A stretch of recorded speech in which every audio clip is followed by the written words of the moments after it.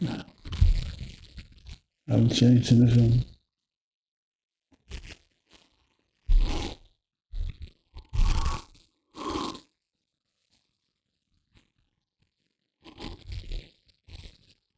Hello, it's me.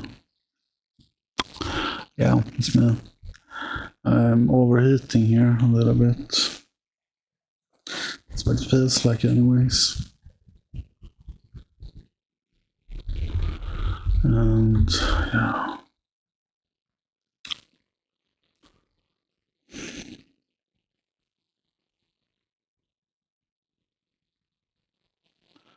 I ate some food earlier today and I got here, I ate the food and I passed out and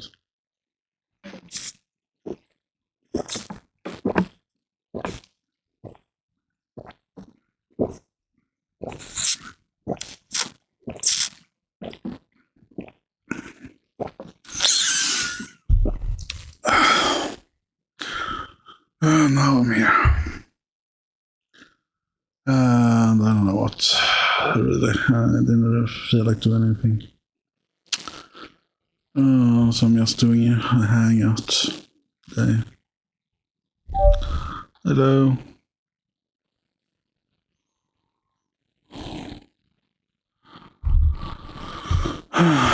So it's just a hangout. Might do some gaming later.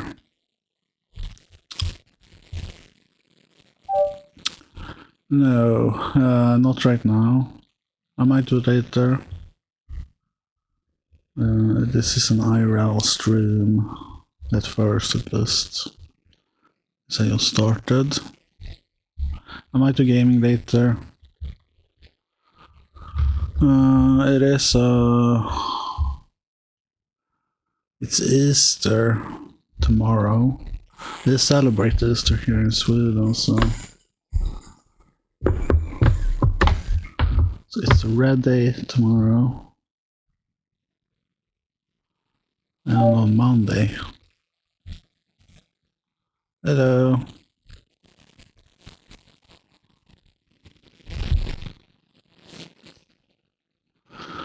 So yeah. Oh, Jesus Christ.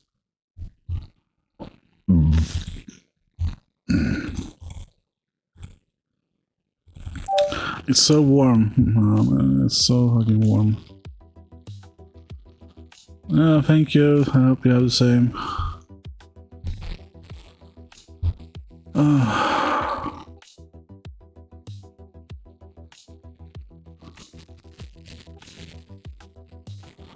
I tried to use the school Wi-Fi again this morning. Didn't work. So I don't know. I think the school is limiting my capabilities to access in the internet for some reason. So I have to contact, see what they say.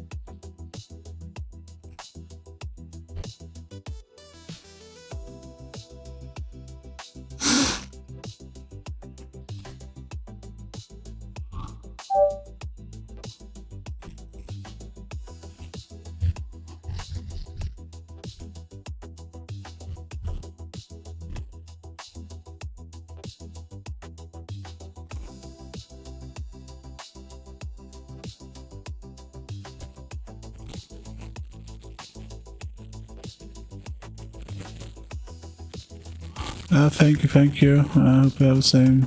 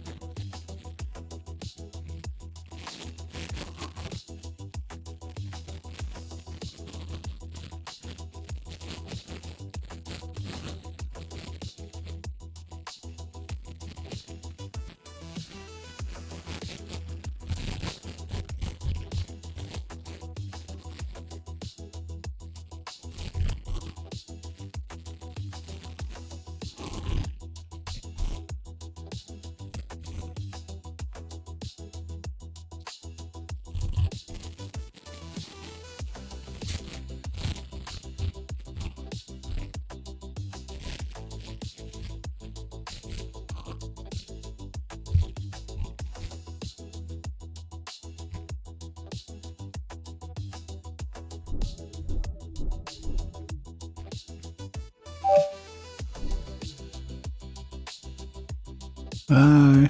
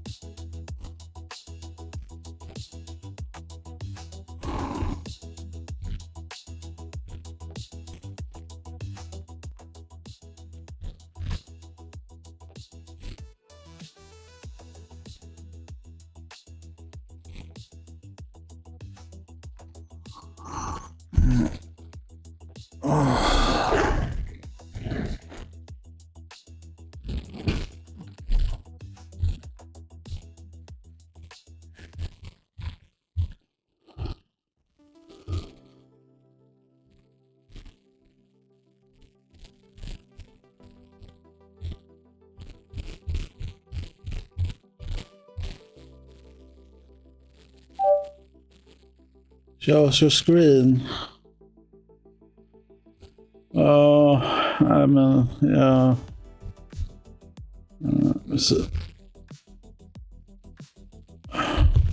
There isn't much to show, but I can show. I'm looking at this right now. I'm so exhausted. I can't understand what's happening with me right now.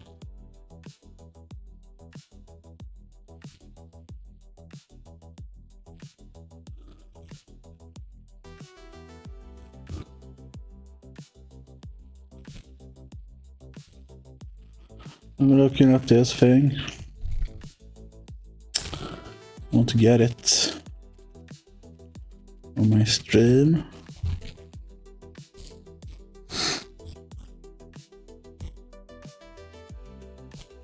Basically,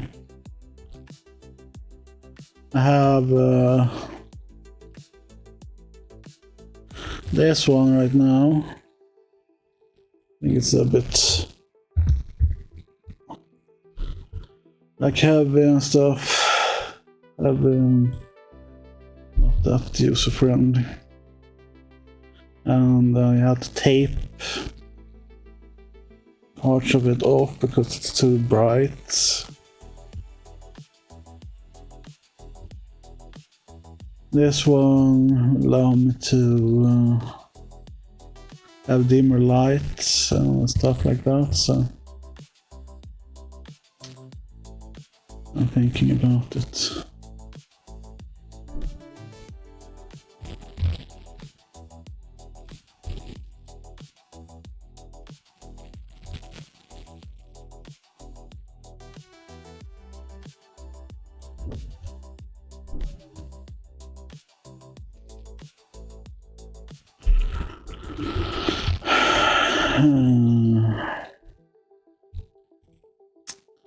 Here you can see the price development since it released. It's been down to 500 at most, and then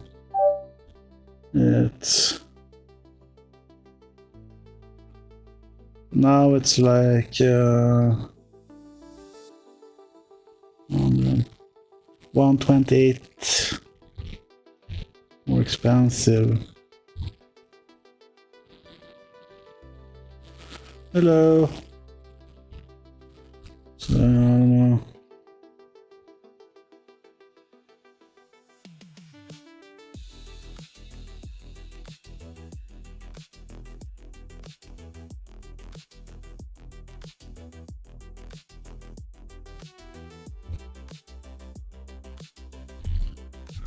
So I missed this one actually. I should have bought it here, but I didn't, sadly.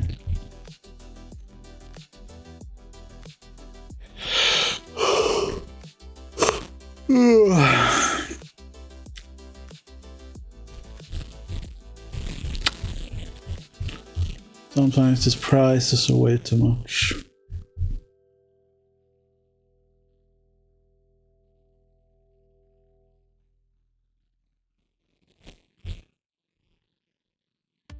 Would be cool to have a stream deck as well, maybe.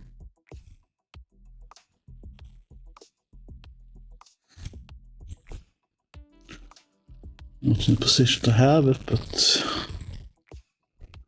would be cool to have it though.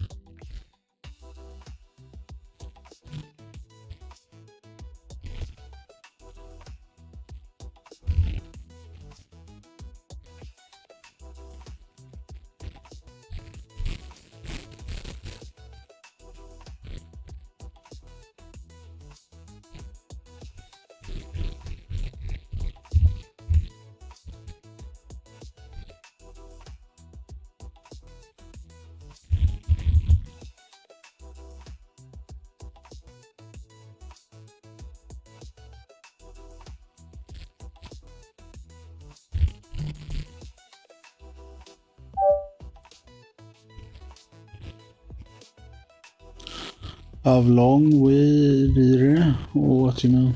We are... I know what you mean. Oh,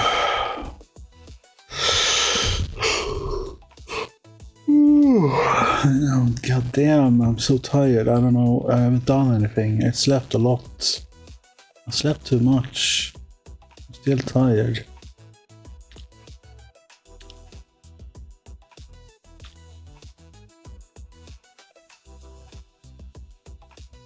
Jesus Christ. This is the release calendar. I don't see anything right now. No.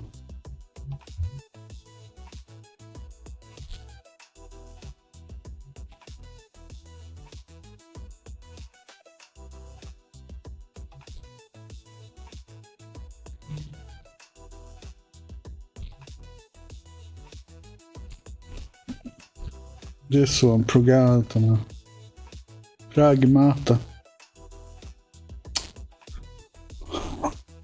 The Epstein game. Kinda.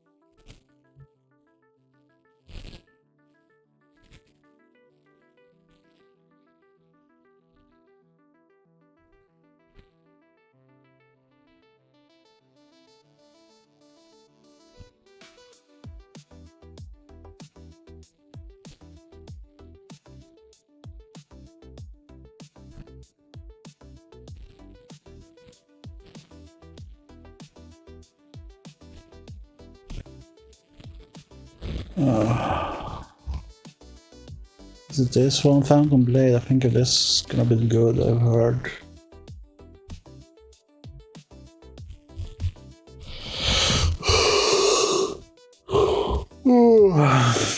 This one may be good. It's GTA.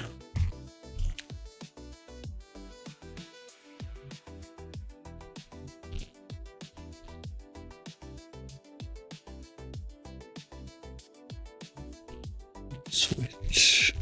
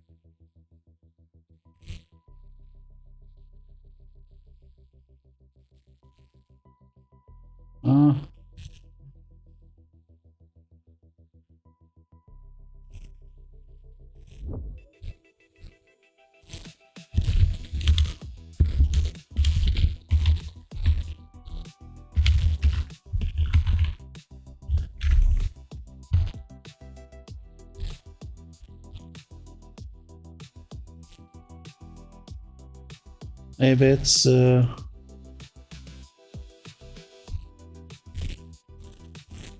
what have they put on something like this? No. That sucks.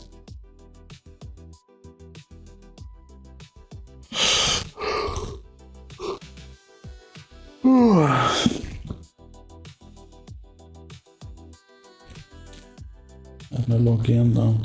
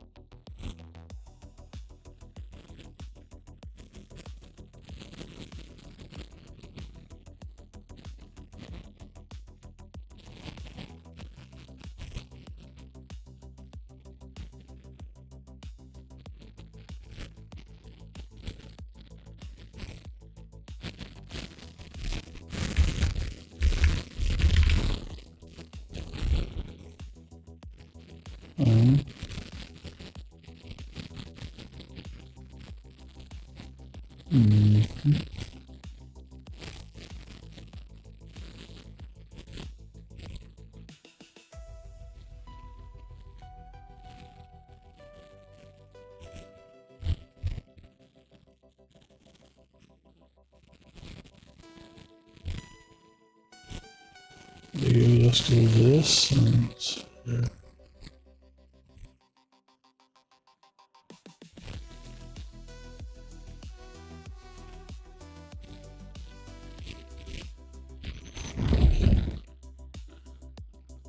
let me restart Opera. That might solve the problem.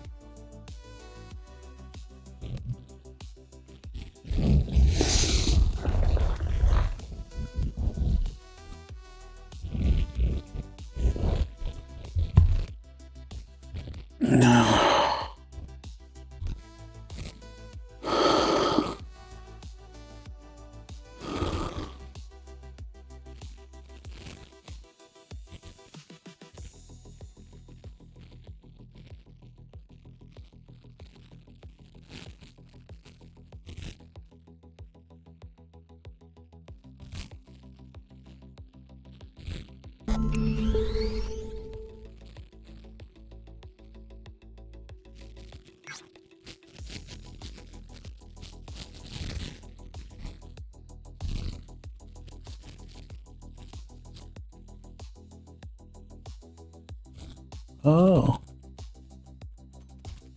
Oh. Oh. Okay.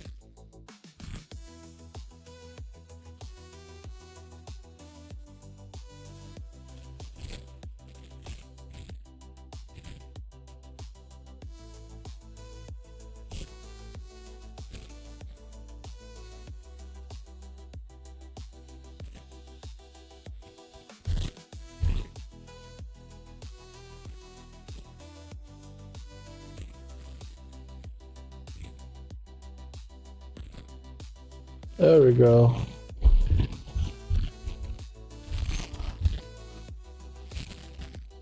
This is the game.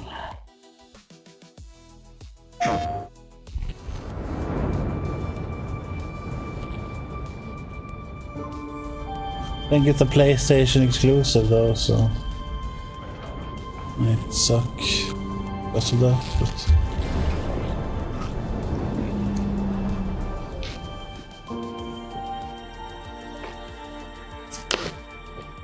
You're just gonna stay here when this is all done?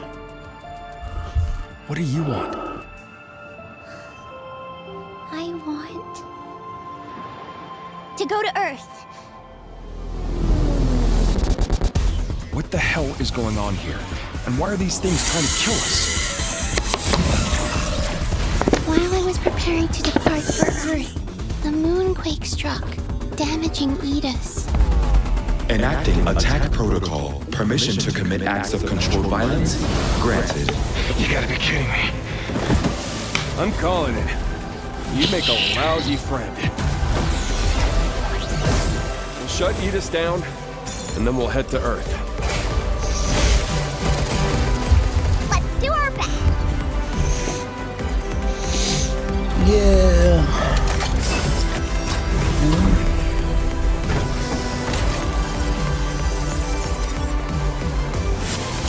I decide No, my it's own way. basically Dead Space, And I'm going to Earth but with a girl with you. and robots instead We're a of. team, right?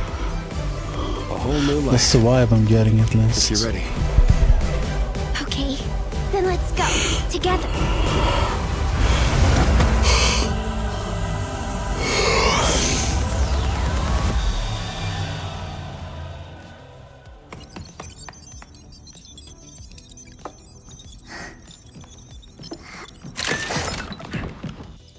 I'm gonna get a better look.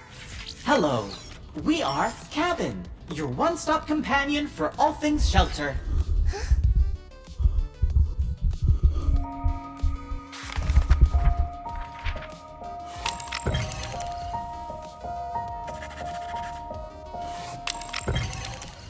Oh.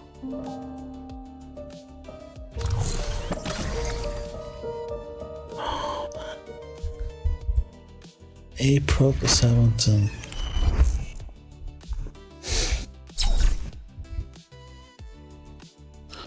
I just saw that Tin Grail get an DLC here soon. At last, we stand before one another. It has been a long while, my old friend. You could have had everything, Arthur. It was within your grasp.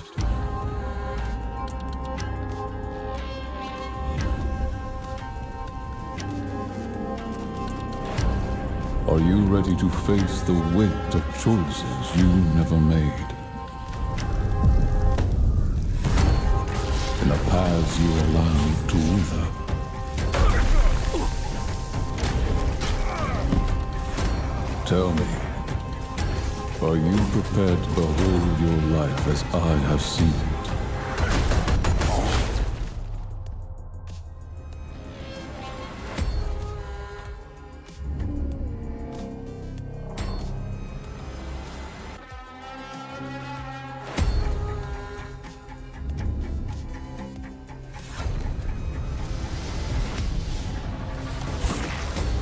Arthur, all has been said. Are you prepared now to stand in judgment? Now do you see what your hesitation wrought? The Red Death spreads again, and with it comes fear, chaos, and annihilation.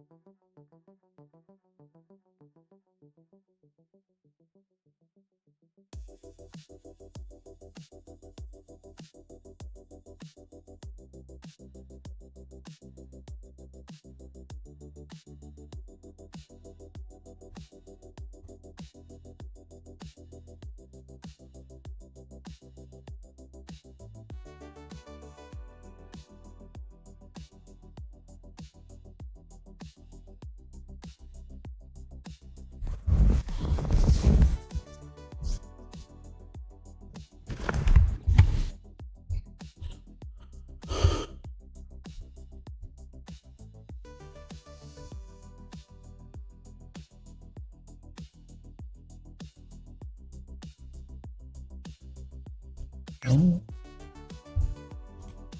Check it out.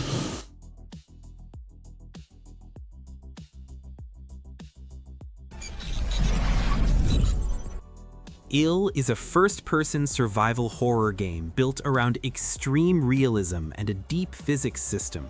For a long time, people thought this project wasn't even real because every clip looked almost too detailed to believe. Now we know it's legit, and it even has support from Mundfish, the team behind Atomic Heart, so the resources are clearly there. Damn. The big thing here is how enemies react. The developers built a system called Real-Time Advanced Dismemberment, and it's not just for shock value. If you shoot a creature, the damage affects how it moves in a natural way. Limbs break, weight shifts, and fights turn messy fast. Nothing feels pre-planned, which makes every encounter stressful. The team itself comes from a visual effects background with work on films like Longlegs and the IT prequels, and you can tell, the creature designs are seriously unsettling with a very raw body horror look. Oh, it's that You're one. not some unstoppable hero either. There's no simple ammo counter floating on screen. You check your weapon to see what's left, which adds to the tension during fights. If the final game matches what we've seen so far, IRL could easily set a new standard for how intense survival horror can feel.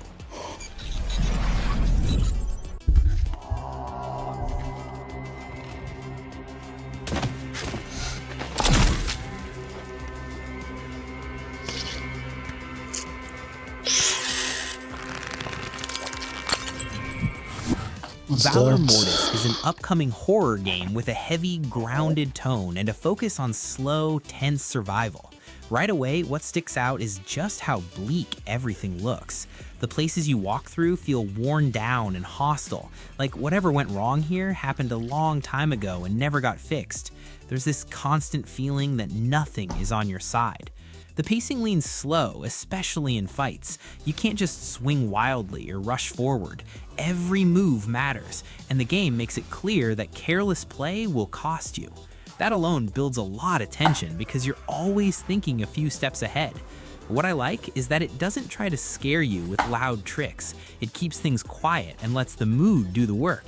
The pressure comes from not feeling safe, from never being fully comfortable in any space you enter.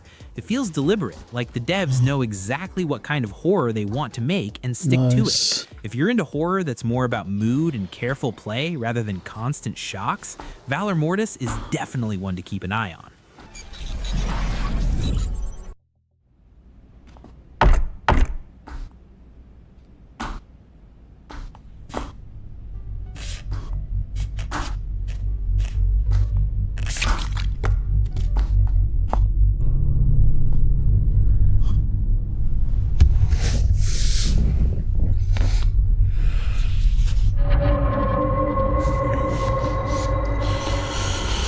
OD is a horror project led by Hideo Kojima that's being framed as something closer to an interactive experiment than a normal game. Right away, the tone is strange in a quiet, unsettling way. There's a simple moment with a knock echoing through an empty hallway, and it just feels off enough to make you uneasy before anything even happens. The team has talked about exploring different kinds of fear instead of sticking to one style. Think smaller segments that each play with your nerves in their own way. It's all built in Unreal Engine 5, and the focus seems to be on mood, sound, and subtle tension rather than jump scares or action. So far, there hasn't been a real gameplay breakdown. Most of what we've seen is atmosphere and hints at ideas. And honestly, that mystery is doing a lot of the heavy lifting. People are curious because it feels unpredictable, like you don't quite know what form it'll take once it's fully revealed. If you follow Kojima's work, you already know he likes to push weird concepts, and OD looks like it's leaning fully into that. It's still early days, but it's definitely one of those projects you keep an eye on just to see what it turns into.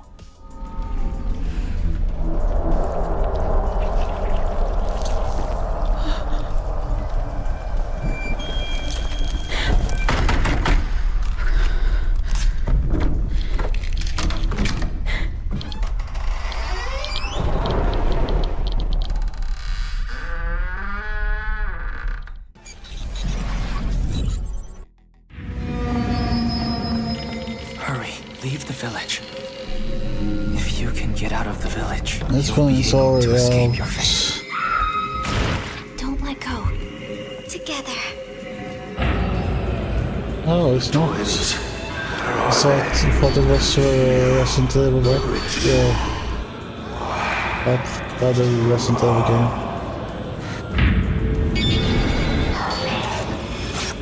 Accept the fate of the sacrifice! Fatal Frame 2 Crimson Butterfly Remake brings back one of the most talked about horror games, now rebuilt with modern visuals by Koei Tecmo. The story still follows twins Mio and Mayu, who wander into a forgotten village deep in a cursed forest where the night never seems to end. The place feels heavy and quiet, full of spirits tied to a ritual that went terribly wrong. It's the same tragic setup fans remember, just with a sharper look and more detail in every corner. One of the new ideas is the Hold Hands feature. You can guide Mayu by the hand while exploring, and doing that slowly restores health and spirit energy. It sounds comforting, but it also makes escape scenes more nerve-wracking. If she stumbles while you're running from a ghost, you have to stop and help her, which can turn into a scramble. The camera obscura is getting updates too. New lenses, a zoom option, and a cleaner interface make ghost encounters feel tighter and easier to read without losing the tension. If you like slow, eerie horror built around mood and old legends, this one is hard to ignore. John Carpenter's Toxic Commando is a co-op first-person shooter built around loud action and over-the-top horror. The setup is simple. A science experiment goes off the rails and wakes up something called the Sludge God. After that, whole areas fall apart, people start changing, and it feels like the world is just trying to keep the damage contained. The focus is on teaming up, loading into missions, and pushing through huge waves of enemies using heavy gear, different builds, and even vehicles. Everything goes all in on that messy, explosive energy instead of slow tension. It's very much about surviving the chaos rather than picking apart the mystery. The tone pulls straight from wild 80s monster flicks, big creatures, non-stop action, and plenty of noise. You're not creeping through quiet hallways here. You're blasting your way through problems while things pile up fast. If you're in the mood for something calm or spooky in a subtle way, this isn't that kind of game. But if you want to jump in with friends, make a lot of noise, and deal with ridiculous threats head-on, Toxic Commando looks ready to go all in on that energy. I think I saw someone play that. Looks pretty cool.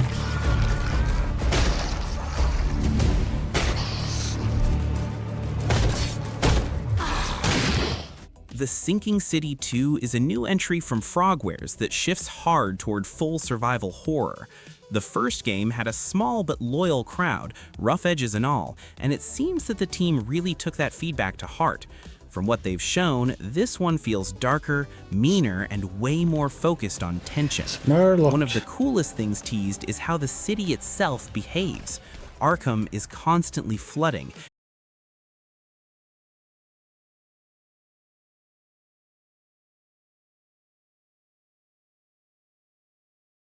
with way too many limbs. They're clearly leaning into body horror and not holding back. The interface also hints at where they're pulling ideas from. The inventory uses a grid like Resident Evil 4, so you'll be juggling items and worrying about space instead of hoarding everything without thought. Another change is how detective work is handled. Solving mysteries isn't required to finish the story, but if you dig deeper, you'll earn upgrades. That sounds like a nice way to let players set their own pace. It's aiming for the first half of 2026, and if it keeps the mood from the trailers, this could really turn the series around.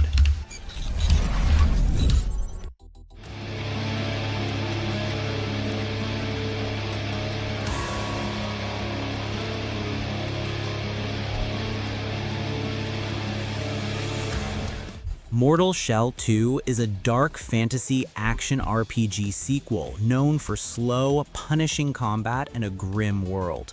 Right away, it gives off that same harsh vibe, like it's daring you to mess up. Every swing feels heavy, and fights look like they'll demand patience more than quick reflexes. The setting looks even more broken this time, with twisted creatures and ruined places that feel dangerous just to move through. You're still taking control of different shells, each one changing how you fight and survive. That system adds a layer of planning, because picking the right shell can make or break an encounter. Combat seems tighter, but no less brutal. You'll need to watch enemy patterns, wait for openings, and stay calm under pressure. The game takes its time, letting tension build instead of rushing you along, so every clash feels like it matters. If you're into dark fantasy games that really test your timing and nerve, this one looks like it's aiming to push players even harder than before. Directive 8020 kicks off Season 2 of the Dark Pictures anthology and shows how Supermassive Games is changing how these games play. Earth is on its last legs, so a colony ship called Cassiopeia heads out to Tau Ceti F looking for a new home. Things go bad fast after a crash landing, and the crew finds out an alien life form is stalking them. This creature doesn't just attack, it copies people perfectly. That means you're always second-guessing who's real and who isn't, and a lot of the tension comes from those quiet moments where nobody trusts each other. The big shift is gameplay. Instead of mostly watching cutscenes, you're sneaking through areas, hiding from threats, and using tools to stay alive. You've got a scanner to pick up strange signals, and a wedge tool that can open paths or buy you a second when something gets too close. There's also a new turning points feature. If a choice goes sideways, you can jump back to key moments and try again, or you can stick to survivor mode, where every mistake sticks. It was planned for late 2025, but it's now aiming for the first half of 2026 so the team can polish it up. You can't take any chances with him. It can manipulate its physical appearance. It's changing its cellular structure. It's replicating the human form. It's replacing us. I know this will be difficult to hear, but if you're still out there, you deserve the truth.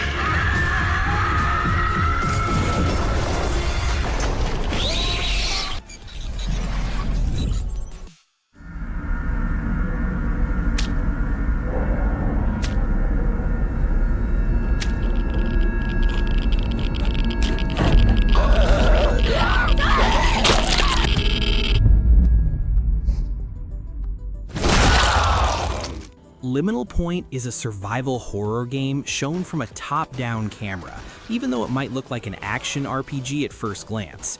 You follow Lyra, a former rock star from a band called the Fallen Fairies, who heads back to the misty Ashen Point after getting a message from a missing bandmate. What makes it interesting is how the camera is used. Even with that overhead view, you can't see around corners unless Lyra actually walks there.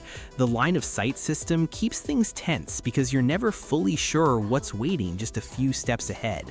The item management sticks closely to old-school design. It's a grid where every object takes up space, so fitting a big weapon next to keys, supplies, and healing items becomes its own little puzzle. You'll spend time shuffling things around while trying to stay calm.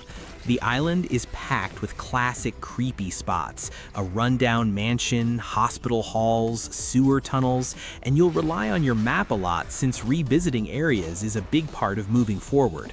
If you like slower, methodical horror with a bit of planning and exploration, this one looks worth keeping on your radar.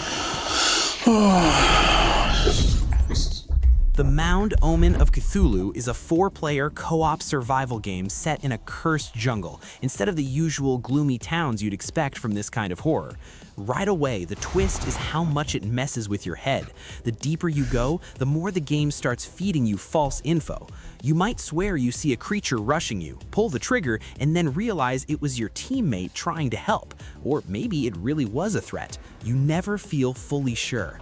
You begin each run on a big ship where you gear up, grab weapons, and get ready before heading inland in search of a hidden underground city. Out there, you're scavenging, checking for traps, and trying to stay alive while friendly fire stays on the whole time. That alone keeps everyone tense. Health gets low, nerves kick in, and every shadow feels dangerous. It turns simple choices into stressful calls. Do you shoot now or wait and risk it? That constant doubt is where the game really gets its edge. It's aiming for a summer 2026 release, and if you've ever wanted a co-op game that tests how much you actually trust your friends, this one looks like it's built exactly for that. The Lost Wild is a survival horror game where dinosaurs behave like real animals and dominate the island you're stuck on. Right away, you can tell something went wrong. Empty buildings, silent radios, and paths swallowed by plants hint at a place that fell apart fast.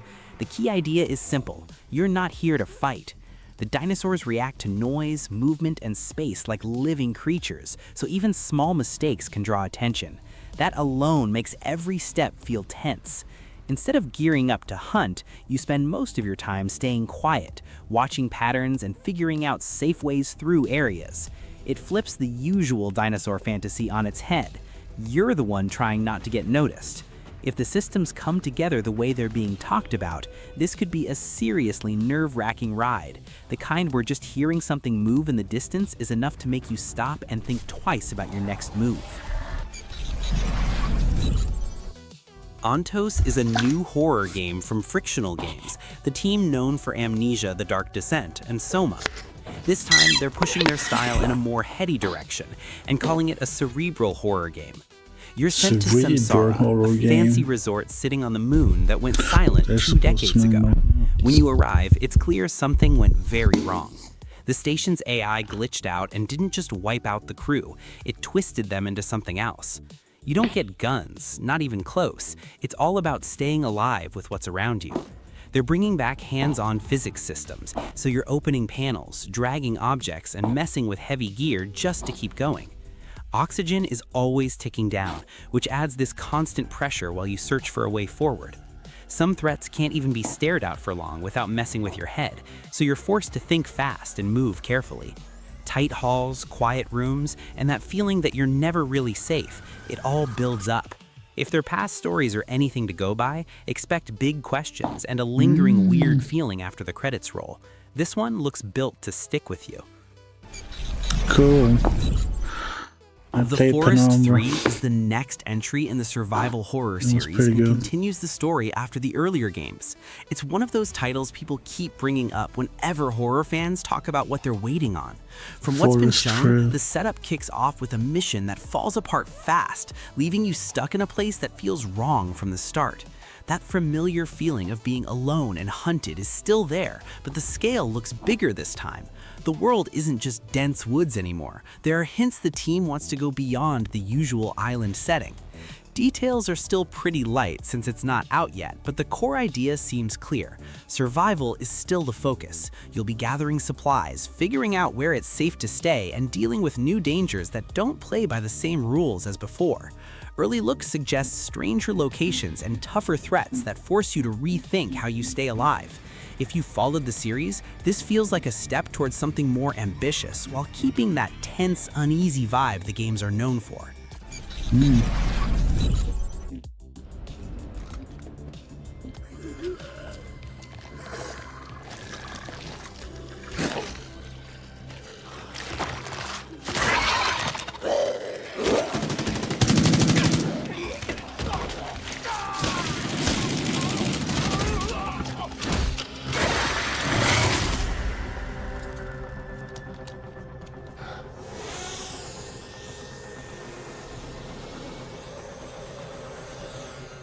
Cinder City is an upcoming horror game built around slow tension and quiet exploration. It's been getting attention from people who like horror that creeps up on you instead of yelling in your face. The setting is a city that looks like it's been through something terrible. Streets are empty, lights flicker or don't work at all. There's this heavy stillness that makes every step feel risky. The game doesn't rush to explain what happened, and that mystery is a big part of the appeal. You spend most of your time moving through dark rooms and silent streets, picking up clues and trying to piece together the story on your own. There isn't much focus on fighting, it's more about staying alert, listening, and making smart choices so you don't walk straight into trouble. The tension builds slowly, letting the mood do most of the work instead of relying on sudden scares. If you like horror that feels quiet, uneasy, and a bit haunting, Cinder City is shaping up to be one to watch.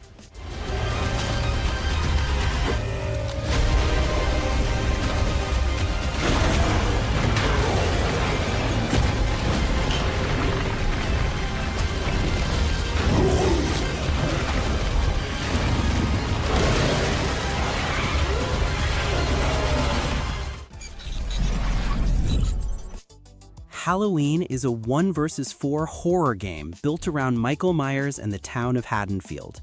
This one isn't trying to be loud or chaotic. The whole idea is slow tension. 4 players work together to get out alive, while 1 player controls Michael Myers, and he doesn't rush, he watches. Matches play out like a quiet hunt. Survivors are searching rooms, checking doors, grabbing keys, and constantly looking over their shoulder. Meanwhile, Michael gets stronger the longer he observes from a distance, which fits perfectly with how he's always been portrayed. The team worked closely with John Carpenter to make sure the tone feels right, and you can tell they're aiming for that slow dread instead of cheap scares. What really stands out is the single-player story mode. You're not just running multiplayer with AI, there's a full campaign where you play through moments inspired by the original 1978 film, planning attacks, cutting off escapes, and stalking targets step by step. It sounds like they want it to feel deliberate, almost methodical. So whether you want tense online matches or a solo run through a classic slasher story, this looks like a serious attempt to finally do Halloween justice in game form.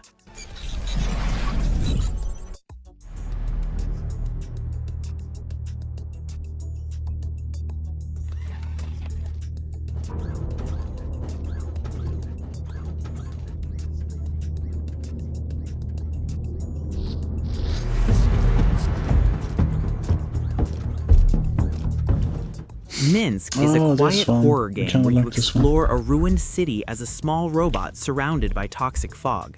The place feels lifeless right away, like whatever happened here wiped out more than just buildings.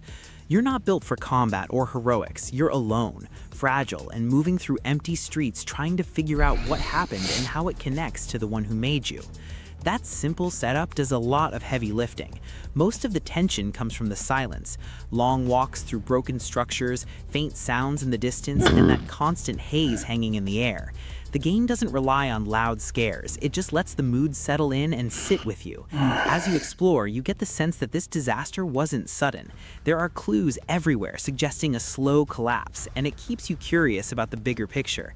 If the developers keep the pacing tight and let the atmosphere breathe, this could easily be one of those under-the-radar horror games people stumble onto and can't stop thinking about after they finish. Looks pretty cool. Supreme Experiment is a first-person sci-fi adventure from Argonov Games, set in a world where people have lived above toxic skies for more than 100 years. The story follows the first person willing to go back down to the surface, expecting ruins, but finding something much stranger. Down below, machines didn't just sit around rusting. They've formed their own odd, almost tribal groups, and the places you explore are packed with clues about what really happened. It's meant to feel quiet and uneasy, like you're never totally sure what you're stepping into next. Early footage shows you poking around old facilities, hacking terminals, and dealing with these machine societies in ways that look more thoughtful than action-heavy. There's also this fractured reality idea, where you can open up alternate versions of areas to reach hidden spots or uncover new paths, which sounds pretty cool if it works well. It's still early days, no firm release date yet on Steam, but the tone and world they're building have that slow burn sci-fi mystery vibe. If the final game sticks the landing, this feels like one people could end up talking about a lot once it gets closer to launch. Looks interesting as fuck. Resident Evil Requiem features two main characters. I should have played this. I regret I didn't play this actually. One side follows Leon S. Kennedy, older now and much rougher, and the other follows Grace Ashcraft, an FBI analyst dealing with things in a quieter way. It looked good. Leon's sections focus heavily on action. He's got brutal finishers with a tomahawk, and you can grab enemy gear, even chainsaws, and turn it right back on them. It feels wild. The enemies are unsettling too. His girlfriend back from the grip of the Cenobites. The twist is the Genesis configuration. The puzzle box isn't just story flavor, you actually use it. The box lets you mess with enemies using chains, yank things around with telekinetic force, and even shape the space around you to slow threats down. But this isn't a power trip. You're still swinging pipes, grabbing bats, and firing old revolvers, and those tools don't last. Weapons wear out fast, so you'll constantly be hunting for something new while horrors close in. The look of the game goes deep into raw, uncomfortable body horror. Hooks tear into flesh, chains snap tight, and the whole thing carries that grimy, industrial feel fans know from the original film. If they stick the landing, this could end up being one of the most unsettling horror games in a long time. That's it for today. 19 horror games to watch in 2026 and 2027. I haven't played that one.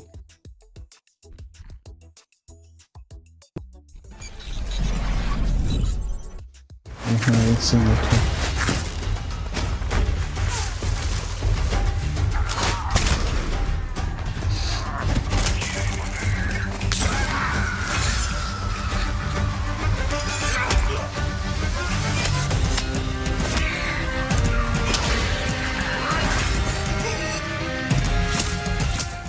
Alcahest is an open-world RPG, but it seems to be going for a more focused setup instead of the usual huge stretched-out maps. You've still got big areas to move through, so it's not small by any means, but it feels like the game is trying to keep things tighter and more controlled. What really sets it apart is the combat system. Instead of relying on traditional magic, you're using alchemy. That means crafting potions, mixing effects, and using them in fights alongside melee combat. It adds a different layer to how you approach encounters, since you're not just swinging weapons or casting spells the usual way. The world itself trends more toward low fantasy. It's not all flashy magic and over-the-top stuff. It looks rougher, more grounded, and that tone actually helps it stand out compared to a lot of similar games. The trailer also showed off some solid visuals and pretty smooth combat animations, so there's clearly some effort behind it. The only downside right now is the lack of a firm release date. It's expected this year, but nothing locked in yet. Still, if it delivers on that alchemy system and keeps things focused, it could end up being something pretty different.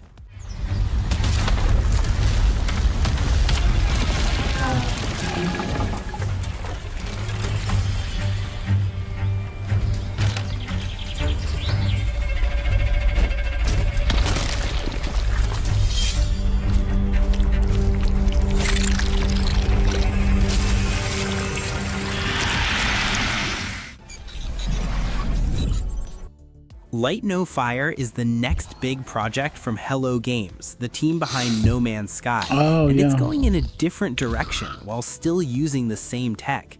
Instead of tons of planets, this time it's just one, an Earth-sized world that you can explore with other players. That alone is kind of wild. It's all procedurally generated but scaled up into one massive place instead of being split across space. Now, if you know Hello Games, you probably already have an idea of how this might go. No Man's Sky launched pretty light on features and then slowly built itself up over years with free updates. There's a good chance Light No Fire follows that same path. Maybe it launches packed with stuff, maybe not, but they've proven they'll stick with it long term. From what's been shown, there's base building, flying around on dragons, NPC towns, and dungeons scattered across the world. It looks huge, like... I did play with No Man's Sky when it came out, and it was like... very bare minimum. So. Actually huge. The big question is what you'll be doing moment to moment, but the... or early access, I believe. Scale alone is enough to be curious about. There's no solid release date yet, but it's looking like fall 2026, maybe early 2027.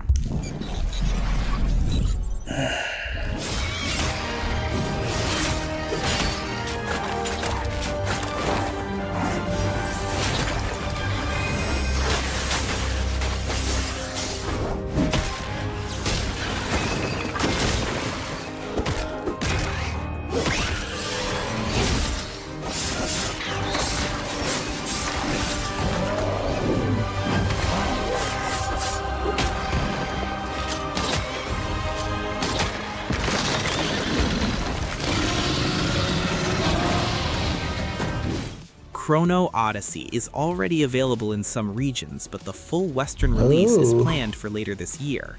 Right now, the reaction has been kind of all over the place. Some people are into it, others not so much. So why even talk about it? Well, the devs are planning a big rework for the global launch, and that could change a lot. At its core, this is a big MMORPG with a seamless open world and combat that moves more toward action than the usual tab target stuff.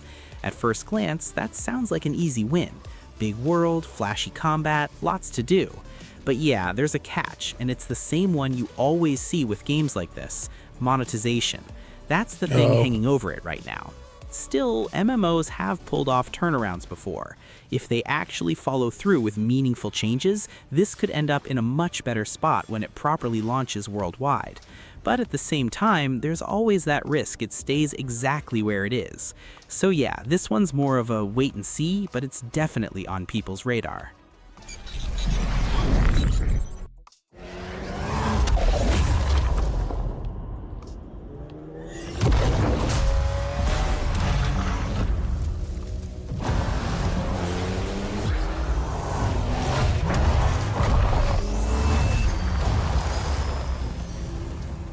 Forza Horizon 6 is the next game in the long-running racing series, and it's launching May 18th, which is honestly sooner than a lot of people expected.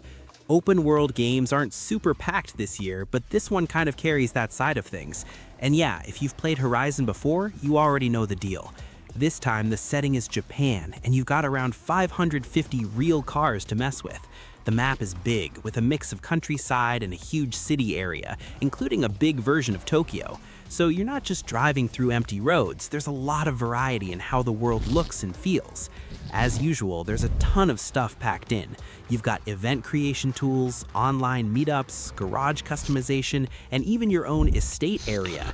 They're giving you a whole valley to build out and mess around with however you want. It's a lot, but that's kind of the point with these games.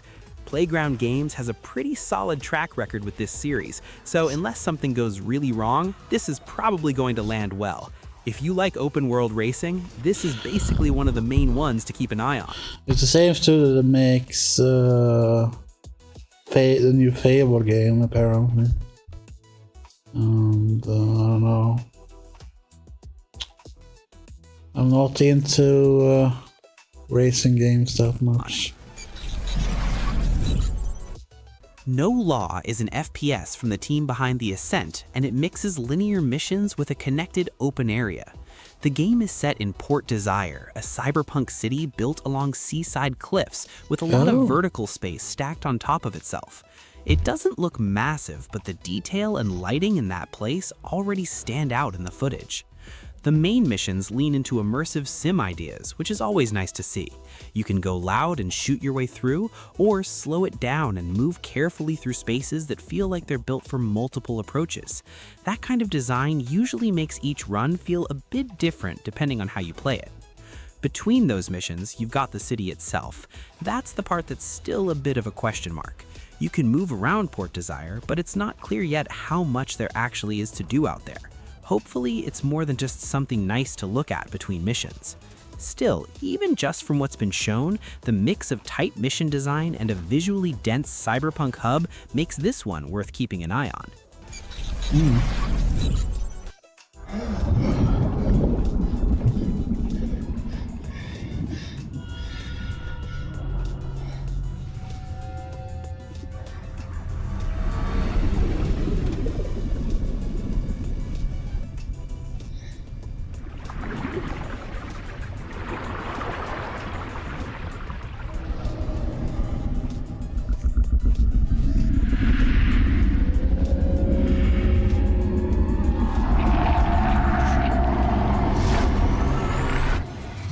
Subnautica 2 is currently one of the most wish-listed games on Steam, which sounds great, but that kind of attention can go either way.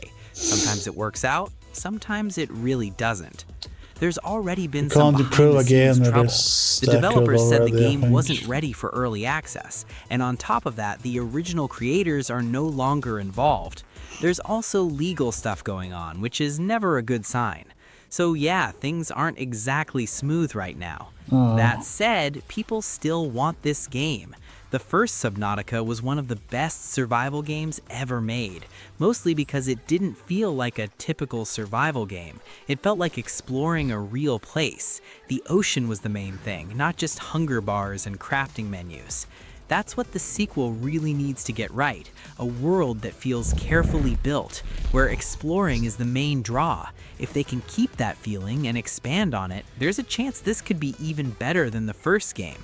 But right now it's a wait-and-see situation. There's potential, no doubt, just depends on how it all comes together when it finally releases.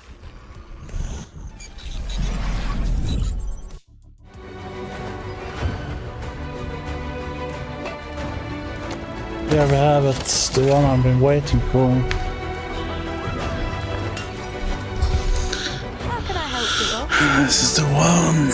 Fancy a date?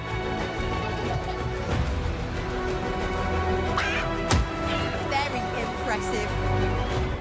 Fable is finally coming back, and yeah, it's been a long time. This new version is being handled alongside Forza by the same developer, which still feels a bit wild. Forza has a locked date, but Fable is still up in the air. It might release this year, or it might slip all the way to 2027.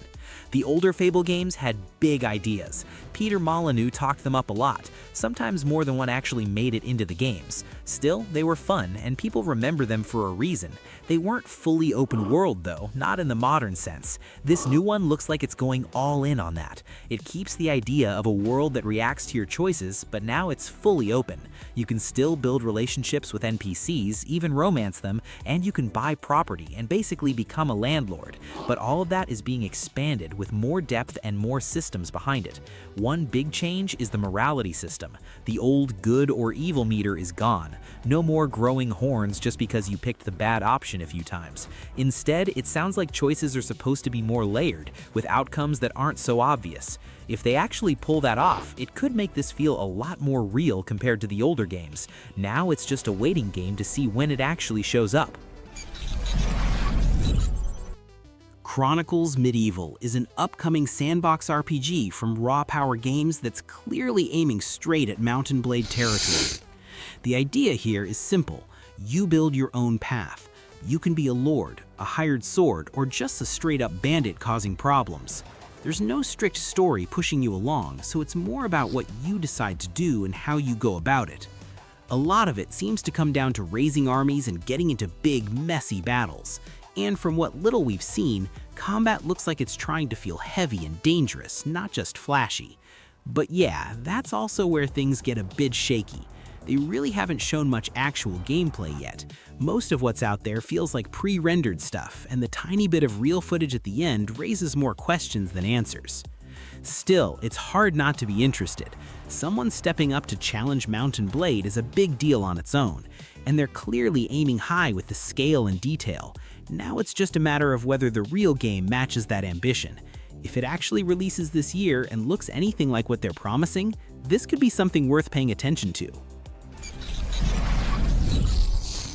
Mortal Shell 2 is the follow-up to a game that had good ideas but never fully hit its stride. The first one felt like a starting point, like the team was testing things out. This sequel sounds like they've taken all that and really built on it. The big change is the world. The first game mostly kept you in a hub with a few paths branching out. This time, they're going for a full, interconnected open world. And not just bigger for the sake of it, but something that's actually designed with purpose. That's important for this kind of game. Souls-style combat works best when you're exploring, getting lost a bit, and maybe walking into places you're not ready for yet. That kind of structure adds tension. You might end up in an area that's way too tough early on, but figuring that out and coming back later is part of the fun. It gives the world more weight. The shell system is coming back too, and it sounds like it's getting a lot more depth this time. That was one of the more interesting ideas in the first game, so expanding it makes sense. The original was decent, maybe even pretty good in spots, but this one feels like the version where everything clicks.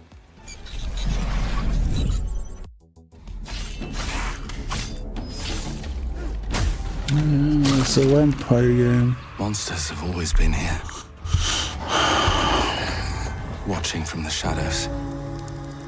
And when we were at our weakest, This one looked nice. they came out into the light. This is like a buyable game Blood for of me at Dawnwalker least. is an open-world RPG with a time system, and it's still set to come out this year. It's being made by former Witcher developers, so yeah, expectations are pretty high. The big idea here is how the game changes between day and night.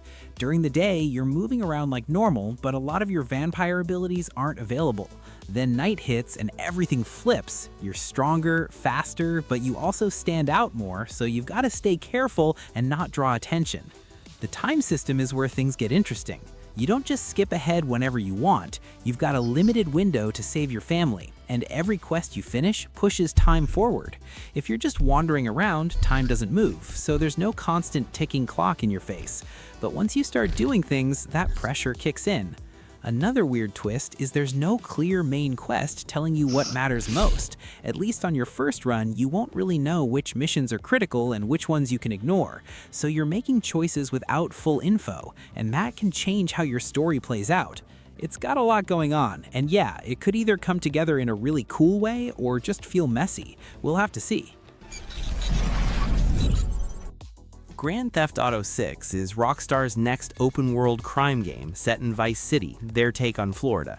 And yeah, this is the big one, not just another release. This is the release a lot of people have been waiting years for. Right now, details are still pretty limited. We know the setting, we've seen a couple of characters, and that's about it. But even from the short clips that are out there, the level of detail already looks kinda ridiculous. The world feels dense, alive, and way more reactive than what we've seen before from Rockstar. At the end of the day though, it's still Grand Theft Auto. You're driving around, causing chaos, getting into trouble, doing missions. It's that core idea, just pushed further with modern tech. And honestly, it's been a long time since a game really nailed that open world crime sandbox feeling. A lot of others tried, but nothing quite hit the same. The current target is November 19th, but this is Rockstar. If they need more time, they'll take it. So yeah, it could slip, it wouldn't be surprising. Still, hopefully it releases when planned, because people have been waiting long enough for this one. Black Frost: The Long Dark 2 is the follow-up to one of the most respected survival games out there. Details are still pretty limited, but the developers keep saying this one builds on the first game and smooths out everything across the board. The big change right away is co-op. You can now survive with up to 4 players, which is a huge shift for a series that used to feel very alone and quiet. Another new idea is how the world handles other people. There are actual survivor groups now, and you get to decide if you want to live with them or stay out on your own and deal with everything solo.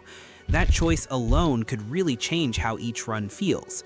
Then there's this weird system they're calling permalife.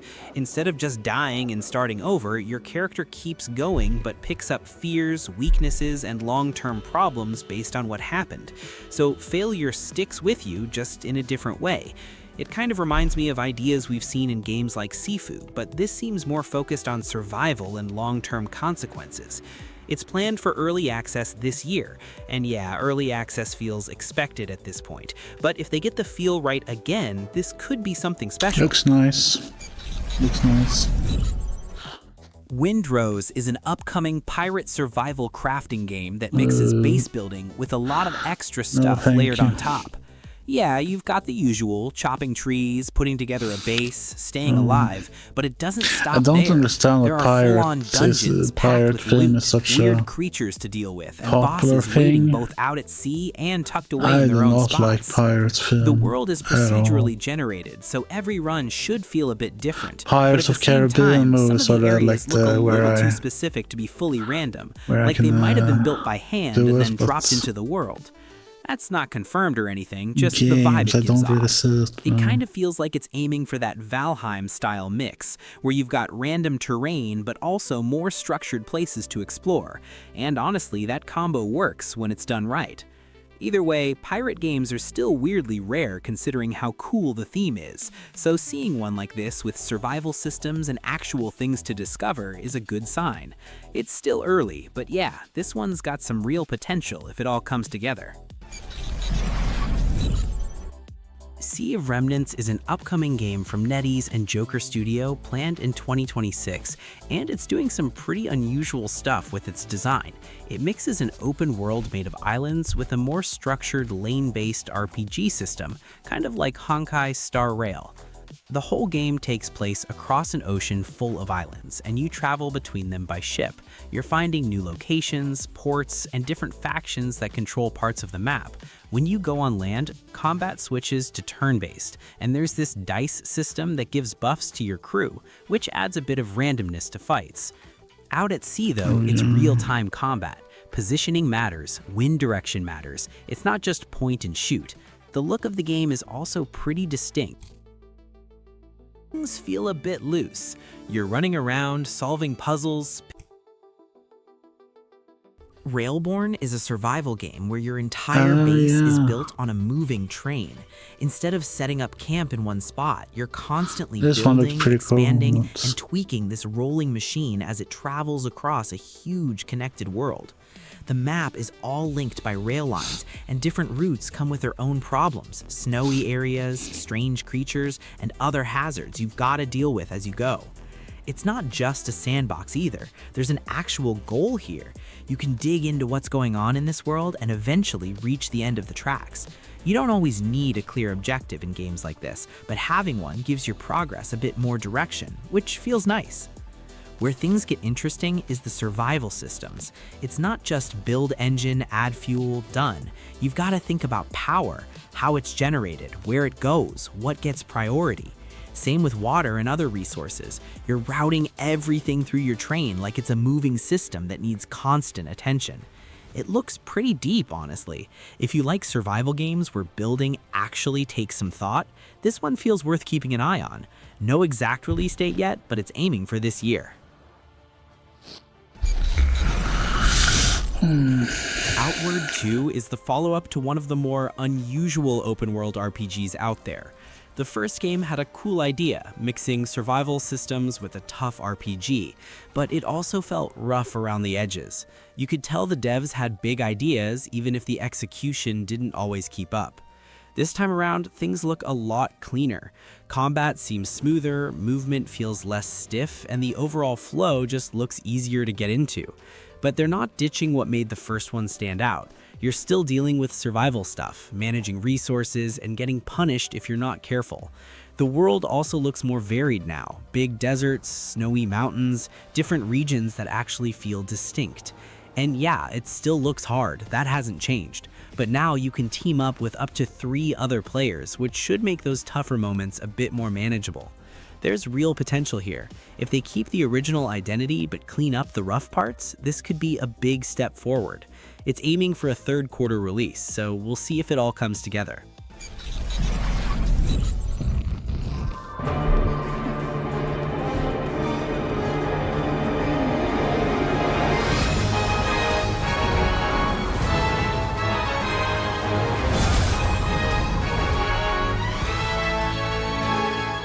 Aeon 2 is a new MMORPG from NCSoft that launched in Korea and Taiwan in late 2025, with a global release planned for the second half of 2026.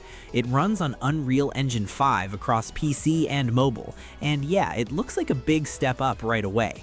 The world itself is massive, way bigger than the first game. We're talking something like 36 times larger, around 1,200 square kilometers, packed with different regions and even underground areas to explore. Flight is still a huge part of the game. You're not just using it to get around, you're fighting in the air too, especially in those faction battles between Ilios and Asmodeans. There are 8 classes to pick from, tons of dungeons, over 200, and a mix of modes. Big PvP wars, smaller arena fights, even one-on-one stuff if that's your thing. People who've played it early in Korea and Taiwan say it looks great, like the art and visuals really stand out. But they also mention that fights can get messy. There are so many bright effects going off at once that it can be hard to tell what's happening. After the backlash NCSoft got for monetization in Throne and Liberty, they're saying Aeon 2 will be more fair, with less pressure to spend money just to stay competitive. We'll see how that actually plays out, but at least they're aware of it this time.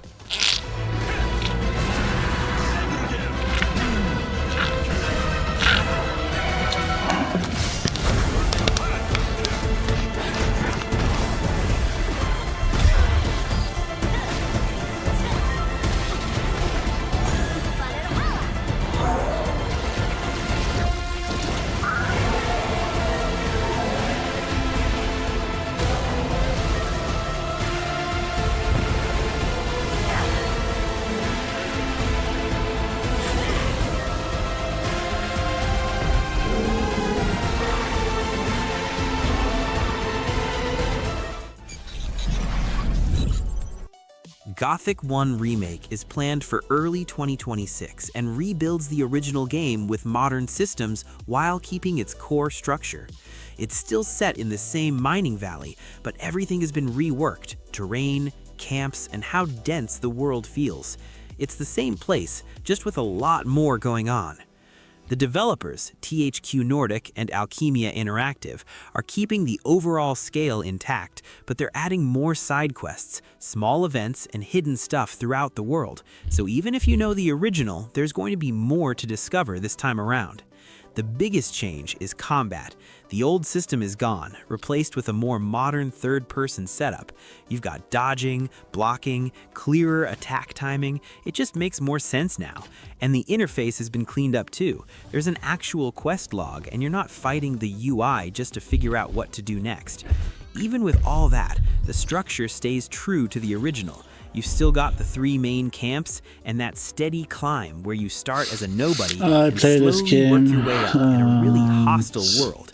The tone is still rough, all 3 still of them, dangerous. I think. They're adding new quests, expanding characters, and updating the visuals, but they're not changing the story or the lore. It's still Gothic at its core, just built in a way that feels much better to play today.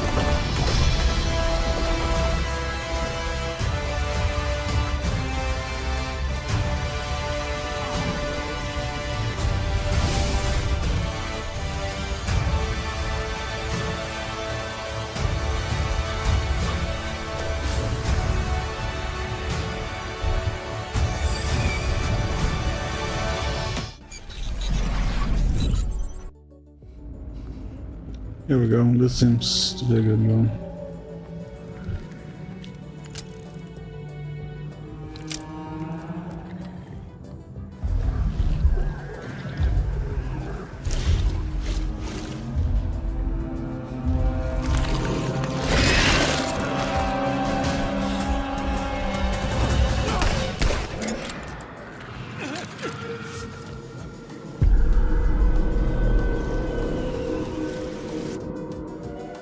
The Sinking City 2 shifts away from the first game's detective-heavy structure and goes fully into survival horror.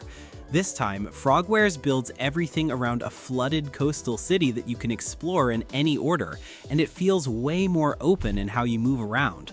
The map is split into different districts, each one with its own level of danger, so you're always thinking about how far you can push before things go bad. Safe houses act like your only real breakpoints, and everything between them, streets, alleys, sewers, is packed with threats.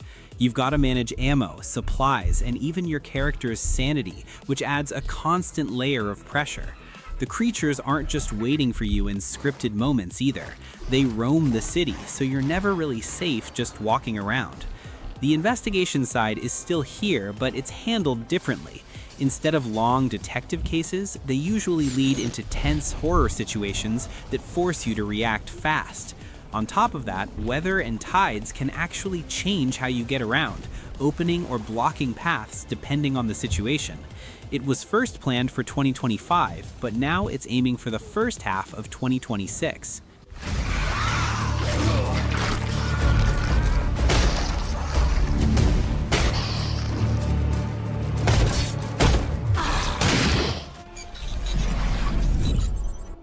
Soulframe is a new game from Digital Extremes, the team behind Warframe, and you can actually play it right now through its public Preludes build.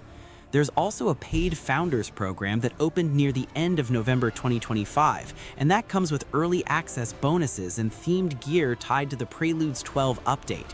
That update also added new systems and cleaned up the tutorial a bit.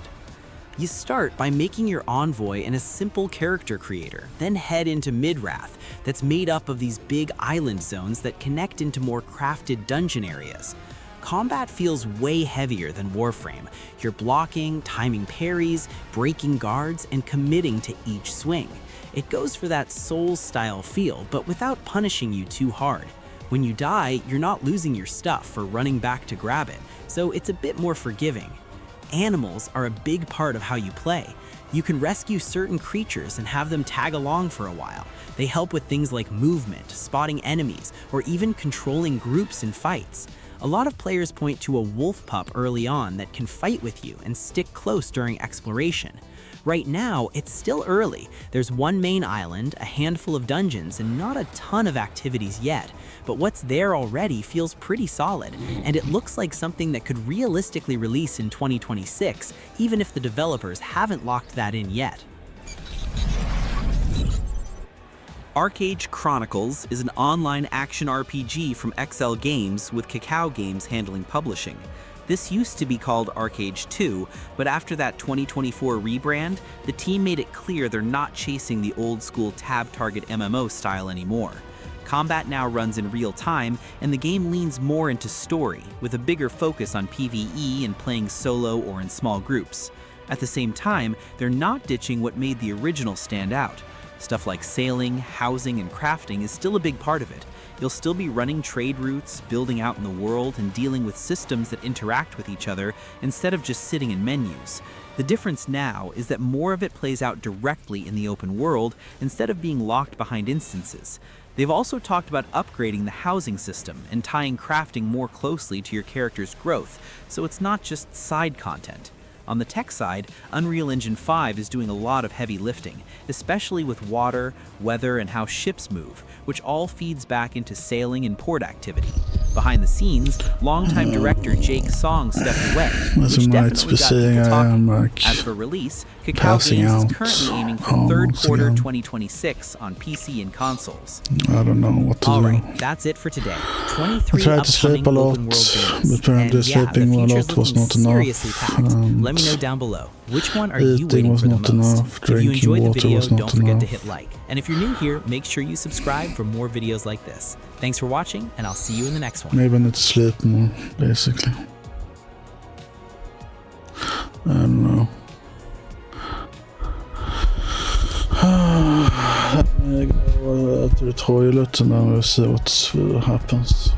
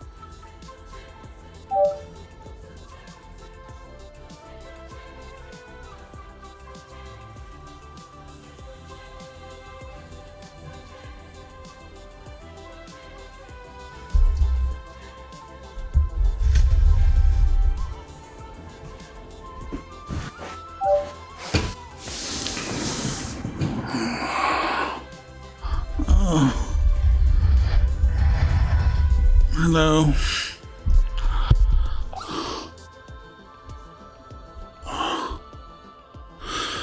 How I'm doing? Well, I am exhausted. Falling asleep, like crashing out on the smallest thing. And like nightmares. I actually want to talk about this. I actually had a really crazy nightmare, basically. I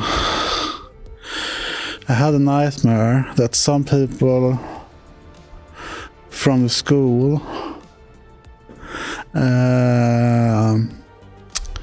ganged up on me, and one of the people actually hit me in the face, and the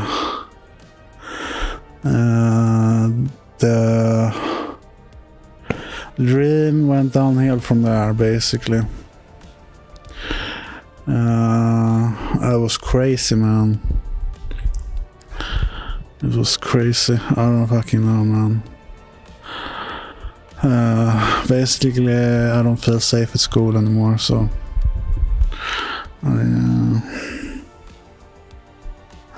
yeah, I don't know.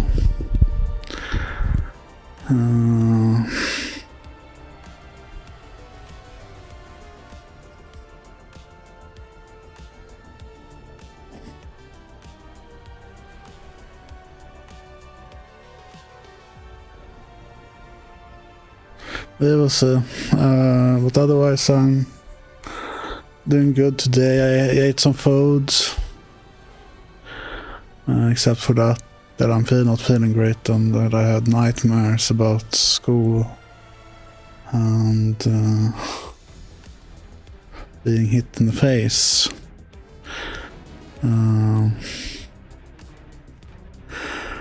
I went to the toilet just now, so I feel a little bit better after that as well. I feel a little bit better at least. Yeah, that's basically me. How are you doing? You doing good?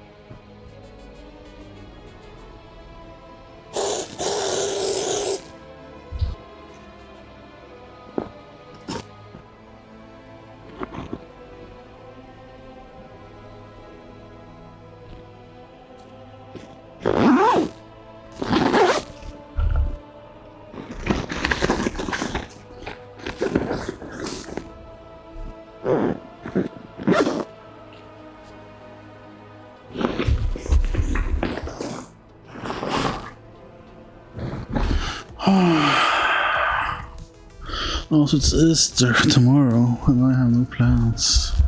I ate some eggs today, and it was pretty good, actually.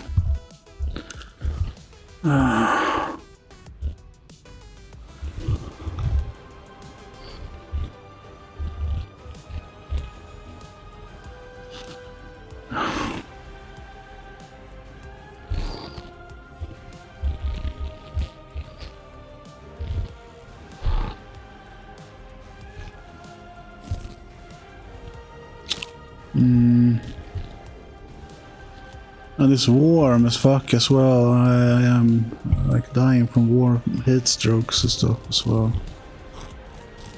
Oh, man.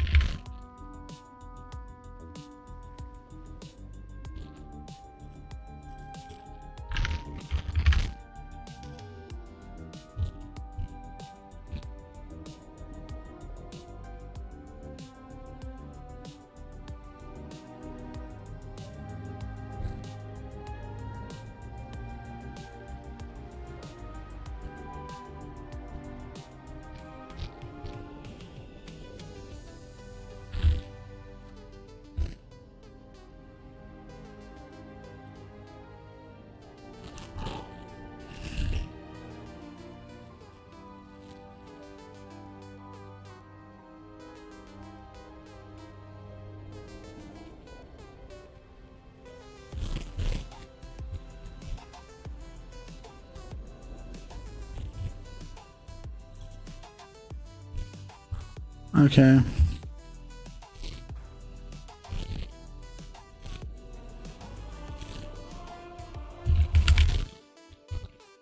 That's the game. That's the game. I think this is pretty cool. I tried a Hyrule Rogue actually. I thought that was pretty cool.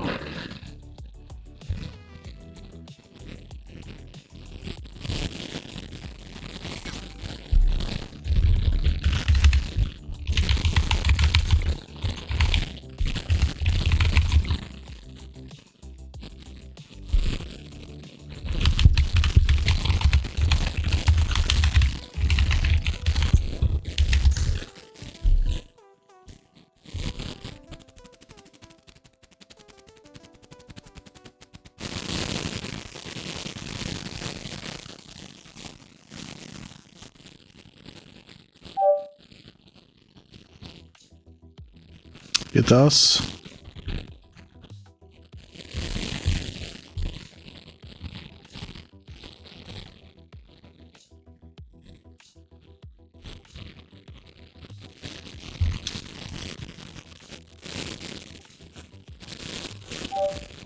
No. It does.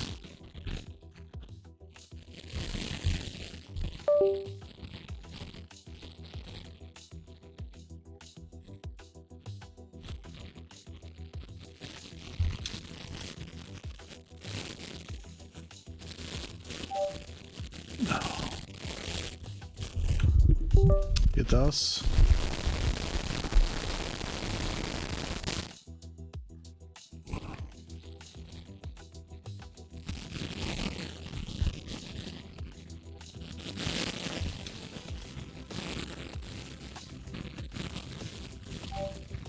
No.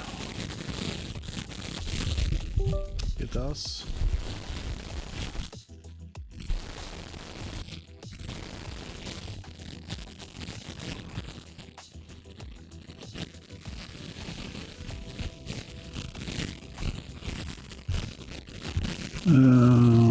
What the fuck?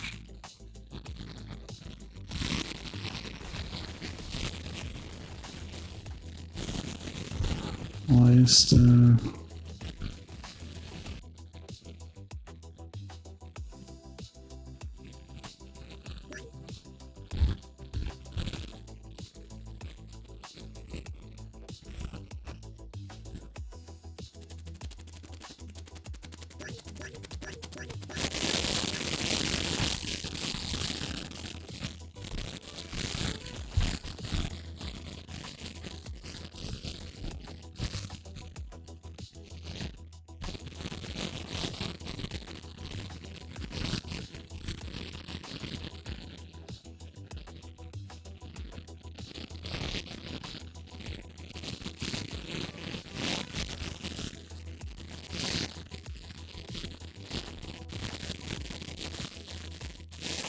Hello?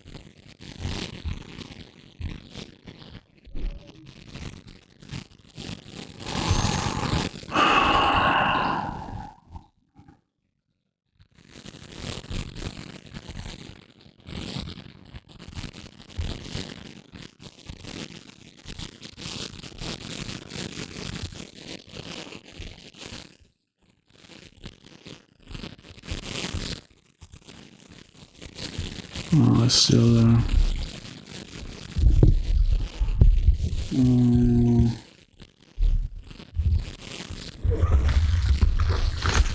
Oh, it's still there.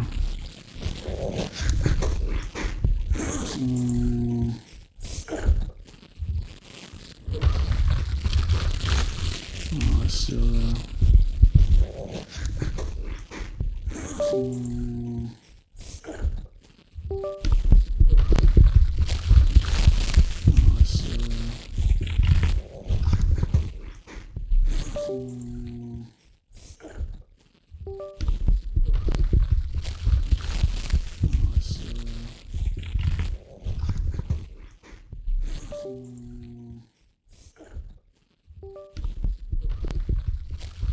Also, I hear myself. What's that?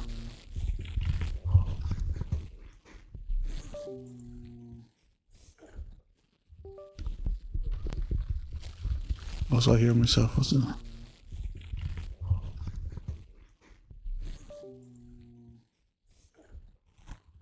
Oh. Also, I hear myself. What's that? That's just. Oh. Also, I hear myself. What's that? That's just. Oh. Also, I hear myself. What's that? That's just. Oh. Also, I hear myself. What's that? It's just. Oh. Also, I hear myself. What's that? It's just. Oh. Also, I hear myself. What's that? It's just.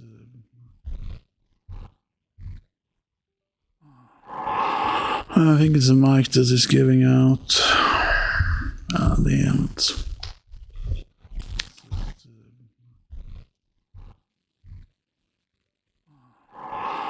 I think it's a mic that is giving out. Damn it.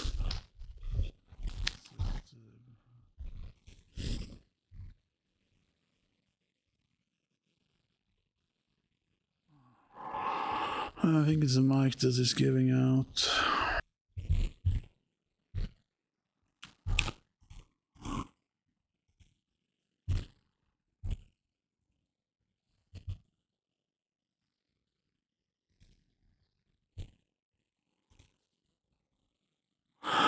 It does happen every time I have a Windows update. That thing starts happening. It's kind of weird, though. I think.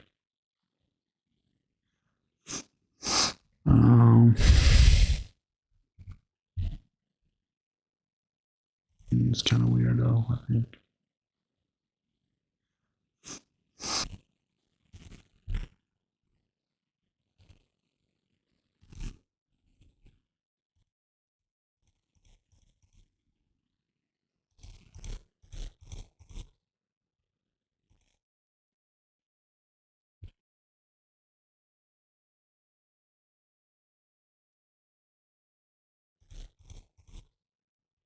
Hello?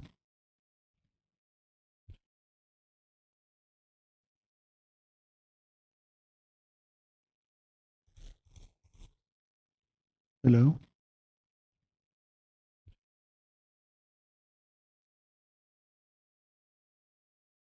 It's kind of working now, I guess. Hello?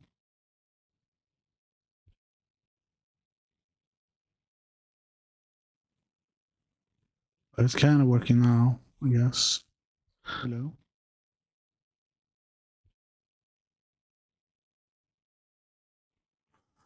I switched cables. Yes. That might have solved it. I switched cables. Yes.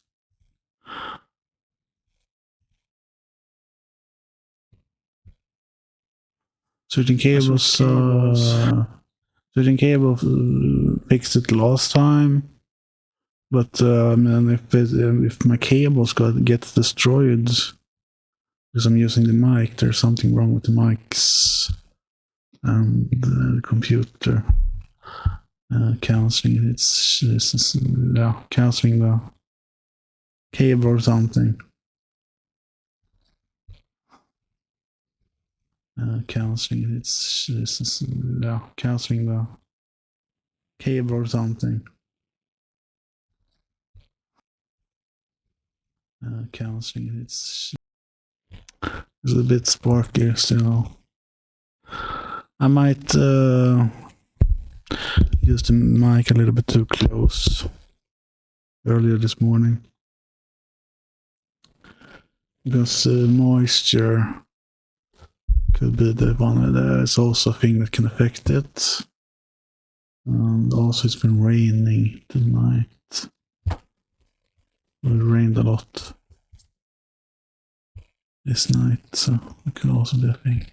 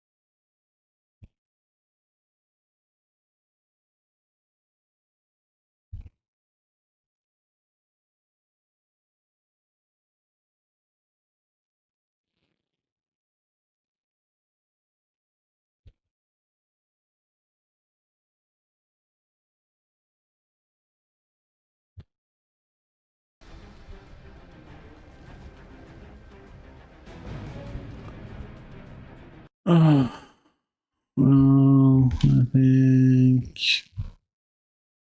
can't do much more than accept my fate right now. Well, I think the market list sounds okay right now.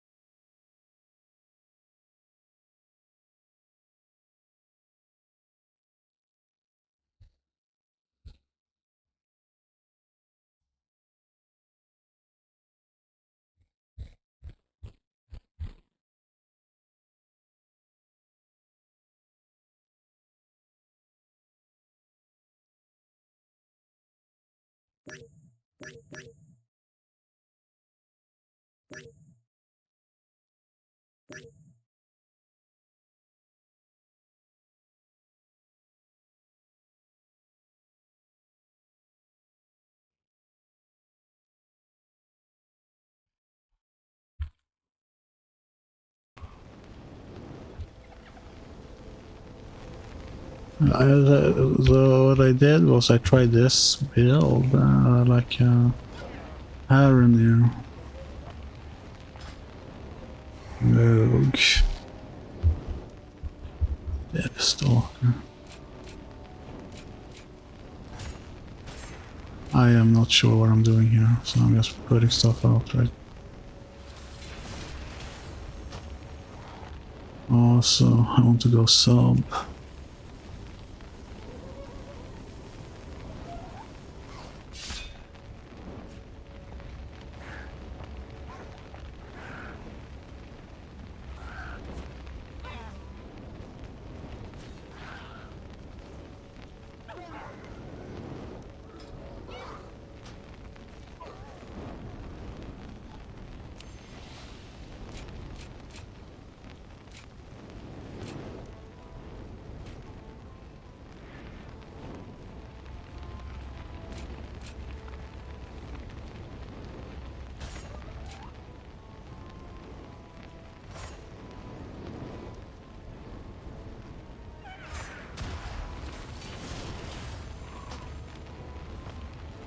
Okay.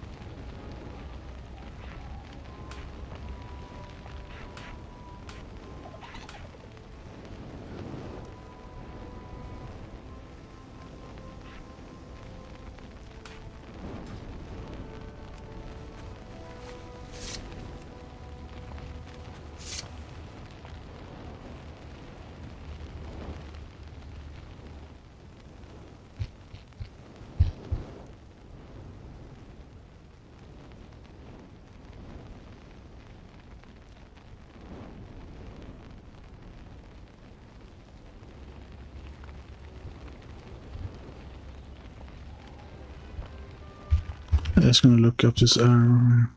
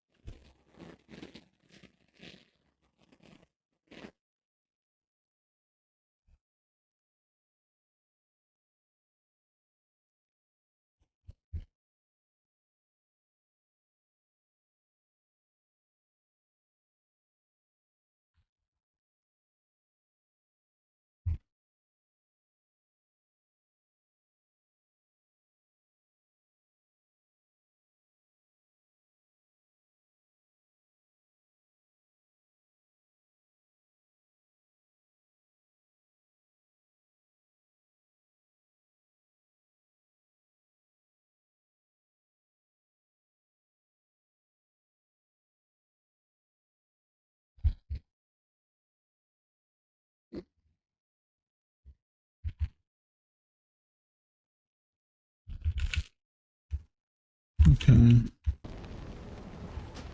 Let's see what add-ons can do here. Vida.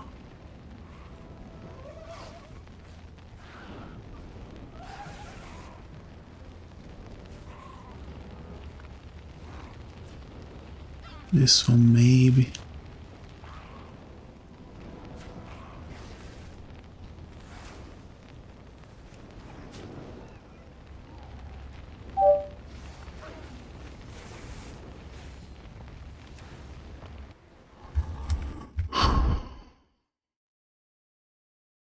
Thank you for subscribing.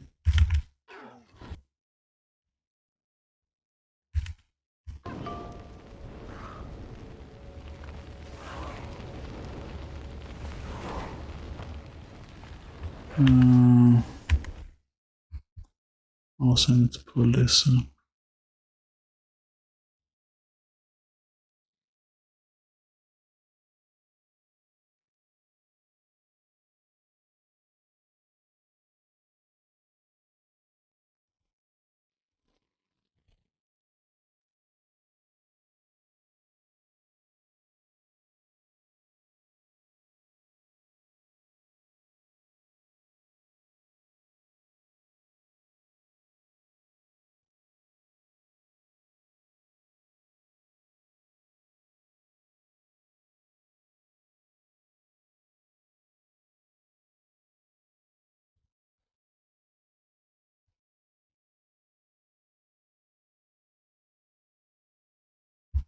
Yeah. There we go.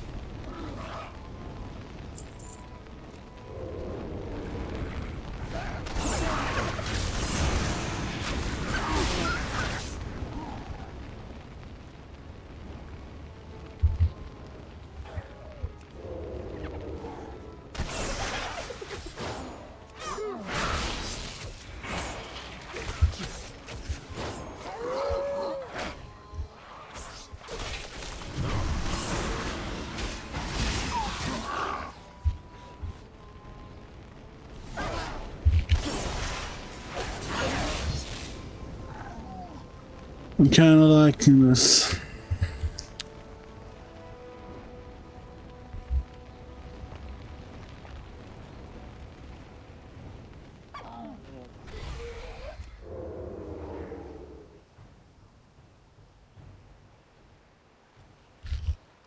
Dromkar. Loktar. For Azeroth. This is starting to look like a coordinated assault. Let's move!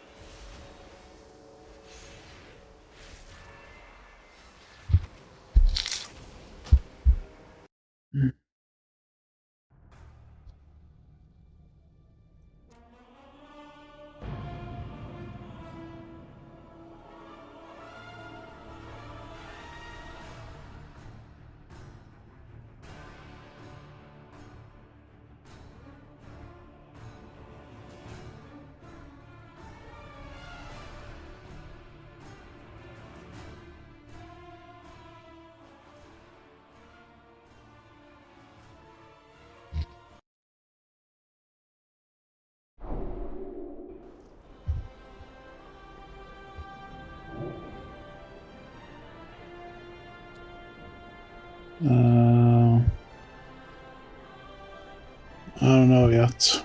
Either Rogue or that Hariner was really good. I liked it.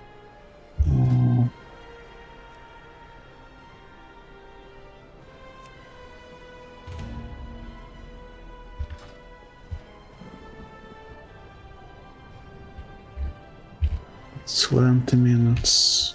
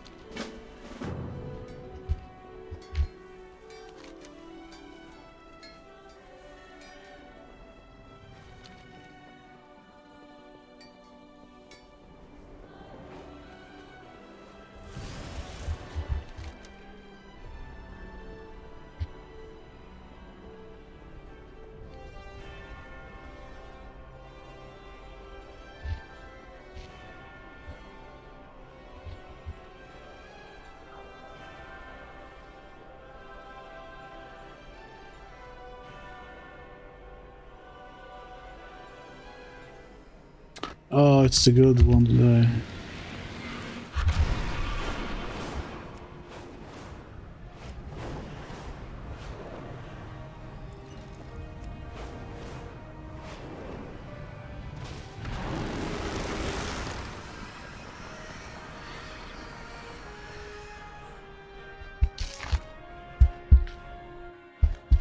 The den has been ravaged with vermin.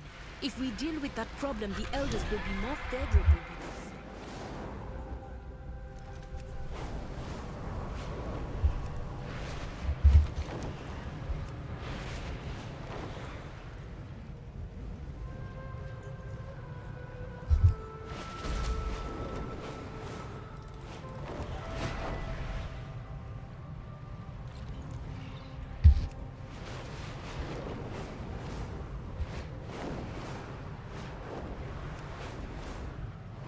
An immense creature. Slay it and preserve Harindar.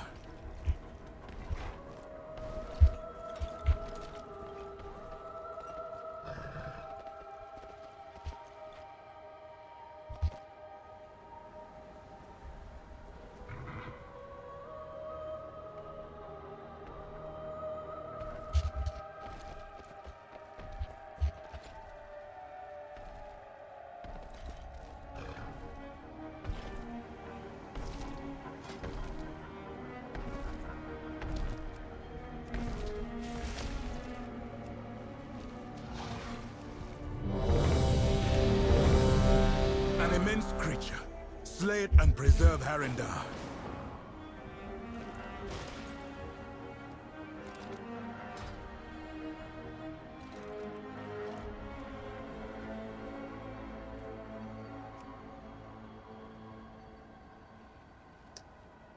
I'm on the wrong tab.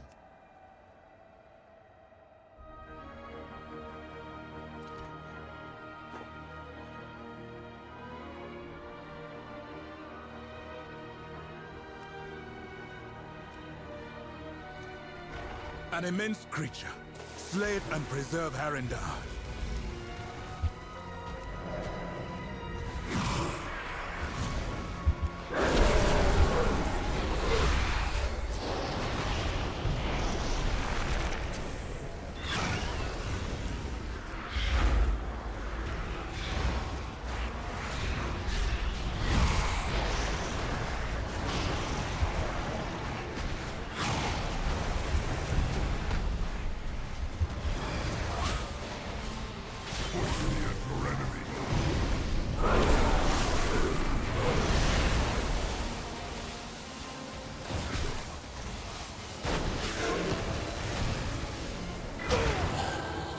Oh!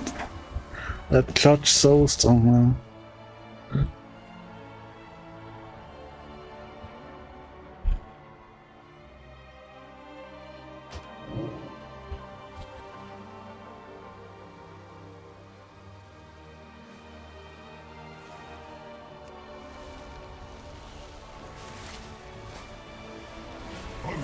My fury!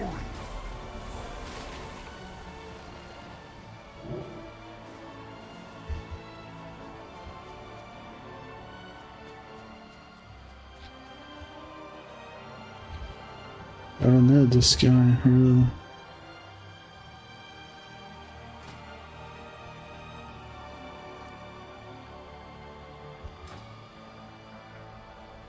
Did I lose the raid finder? Oh. It's 31 minutes, really. Yeah.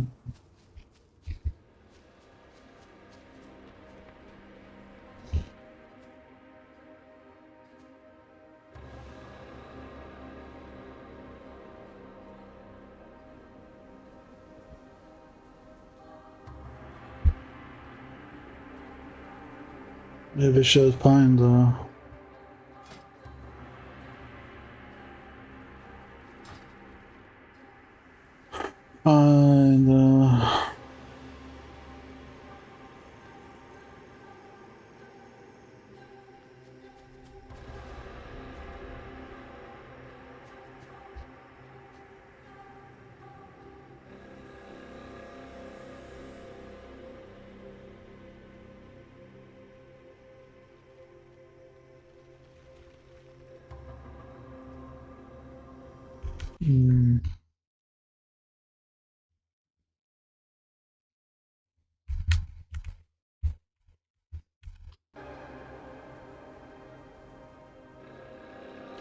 Normal group instead, maybe.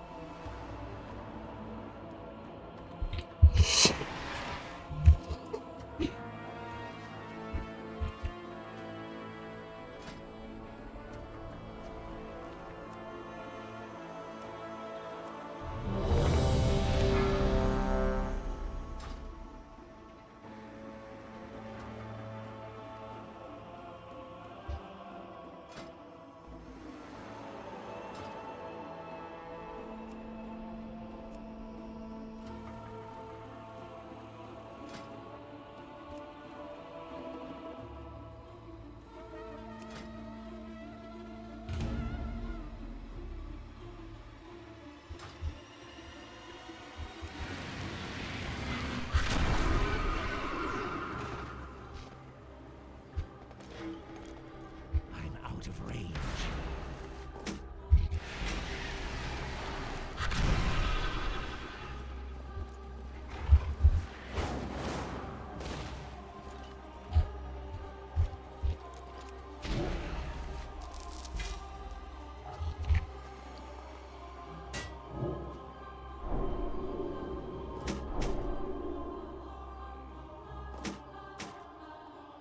Take the early advantage and get your spoil.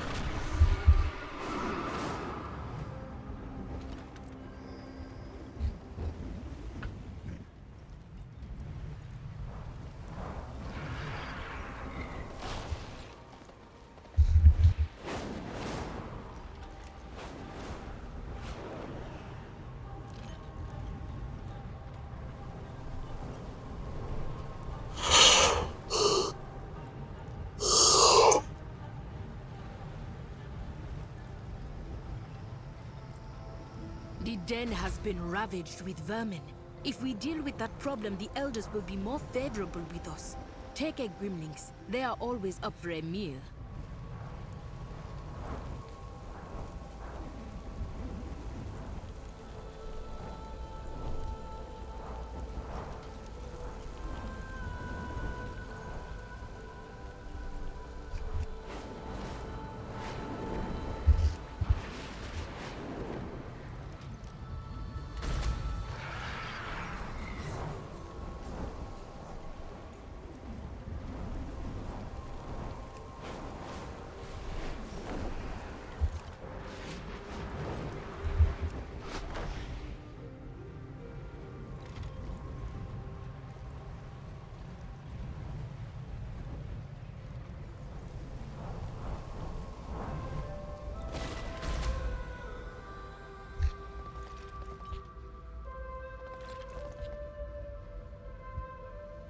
Yeah, just a really not me.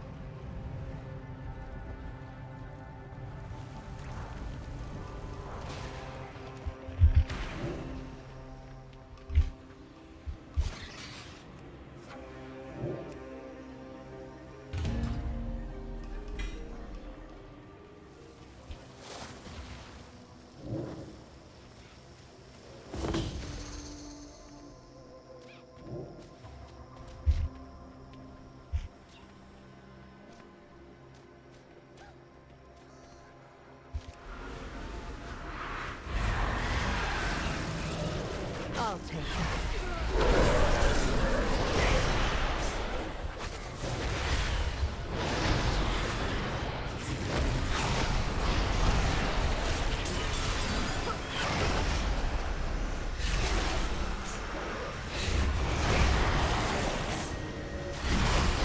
Your pain, my pleasure.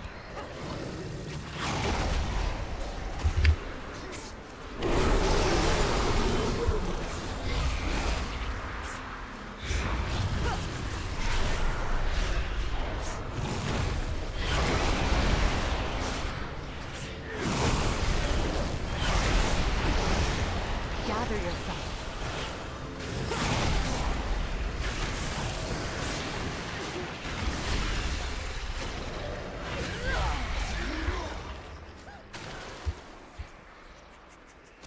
If we lose our path, you will Precious regret gift it. from you.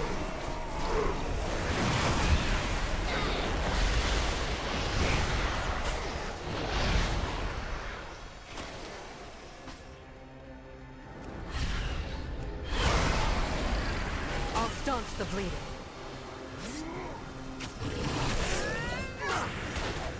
Your life is mine.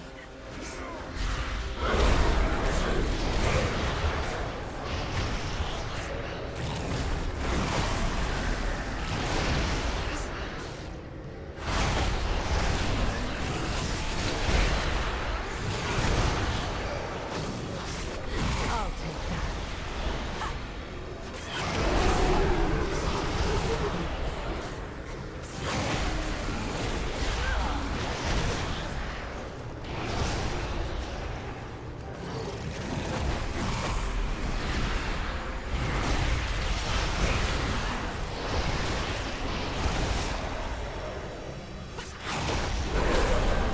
Now strike!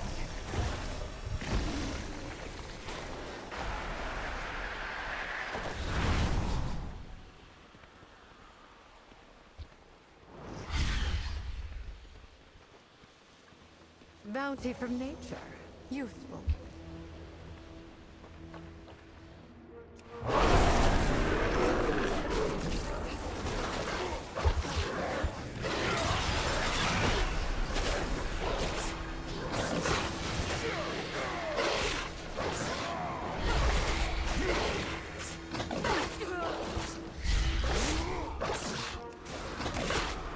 I'll staunch the bleeding.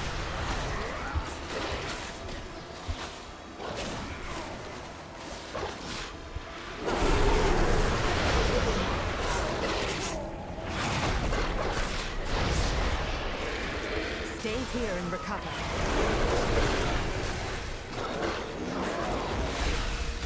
Your life is mine. My eyes on you.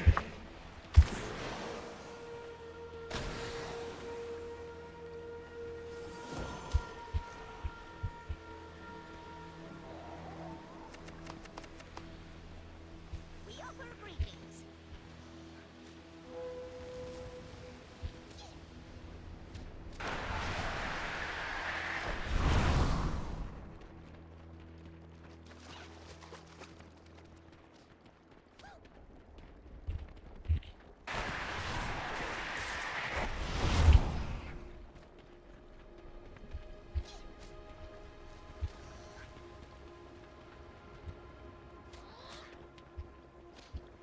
We see you.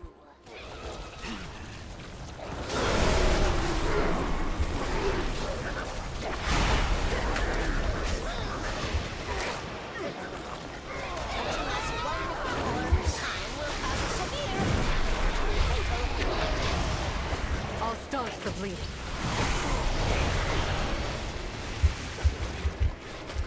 Your pain, my pleasure.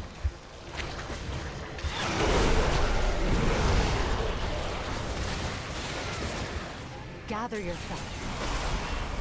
Now strike! Bounty from nature. Useful.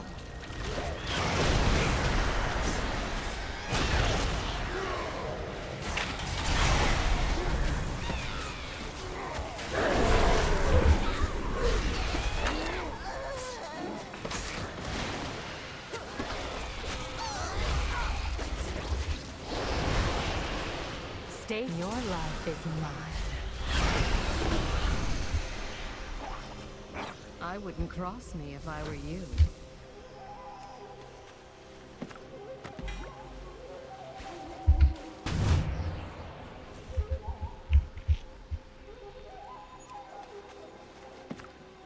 Precious gifts from the earth.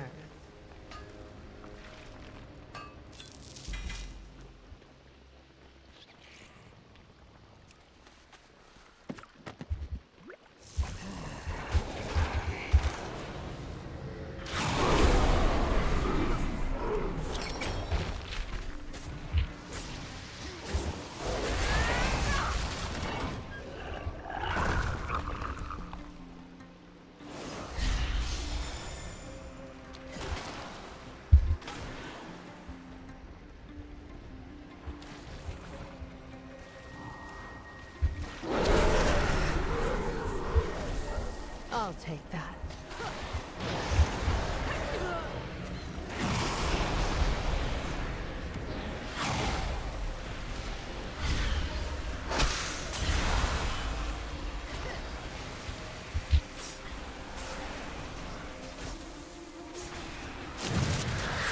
Your pain, my pleasure. I'll staunch the bleeding. Take strength from this. Now strike!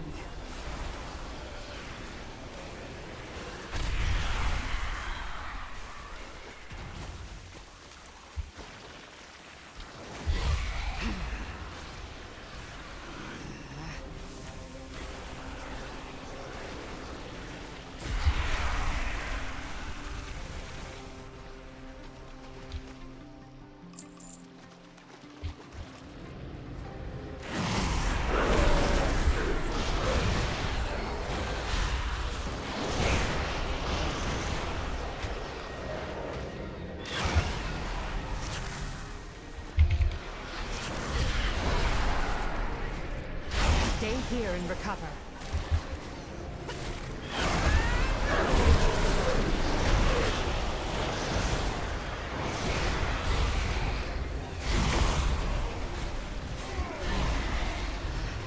Gather yourself.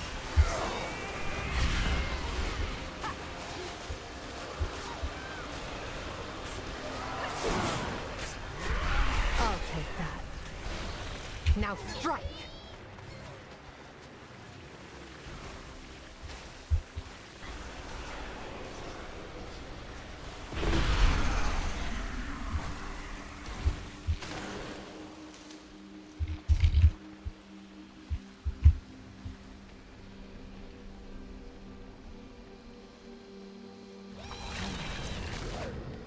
Your life is mine.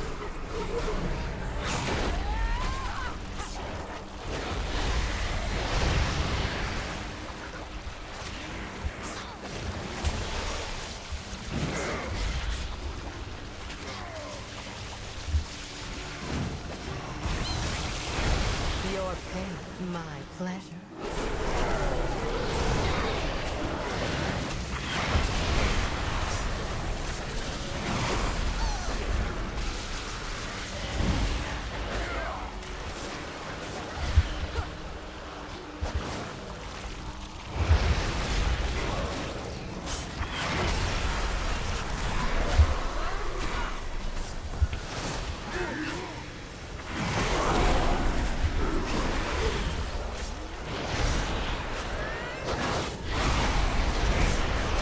Gather yourself.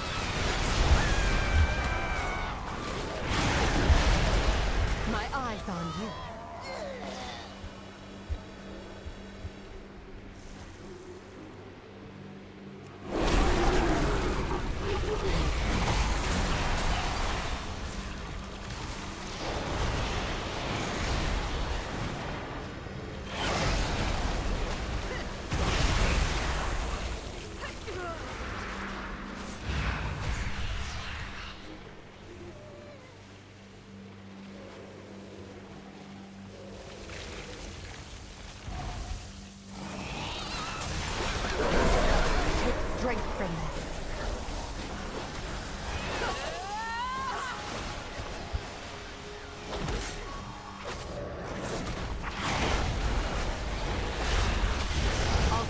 the bleeding.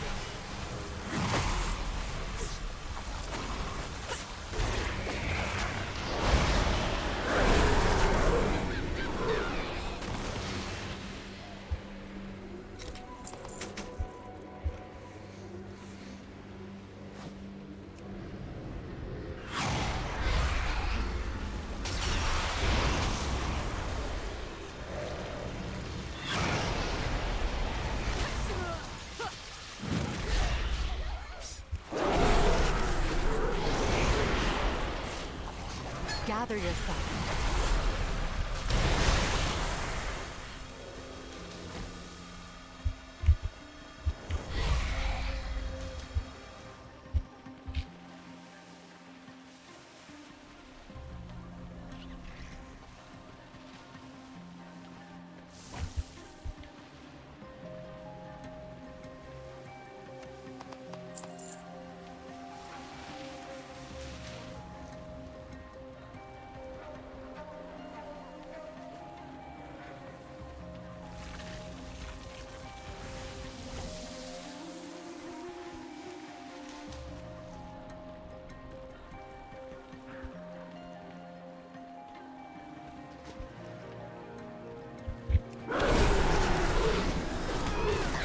Your pain, my pleasure.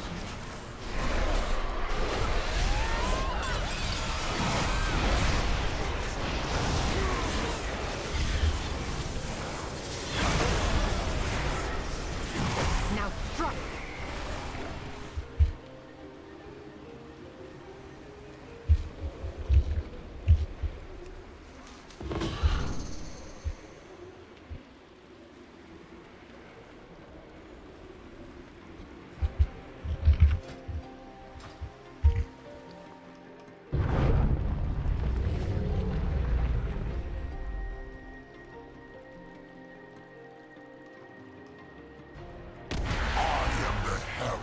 And you are the feast.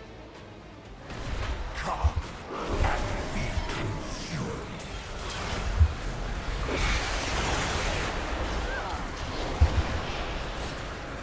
Be still and let them destroy you.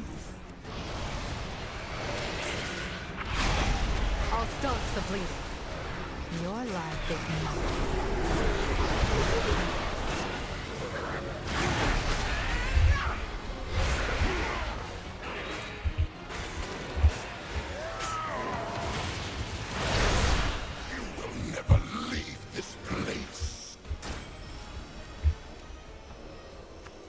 Oh, so you only get one per week.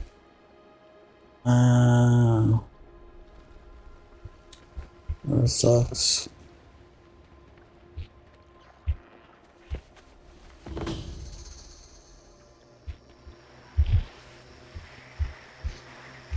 You should have told me that. Your pain, my pleasure.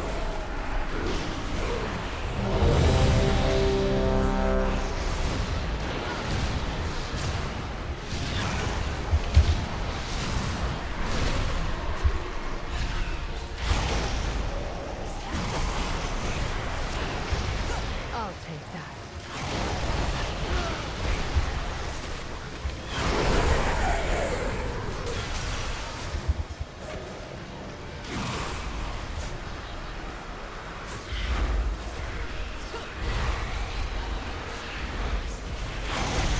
I'll do more.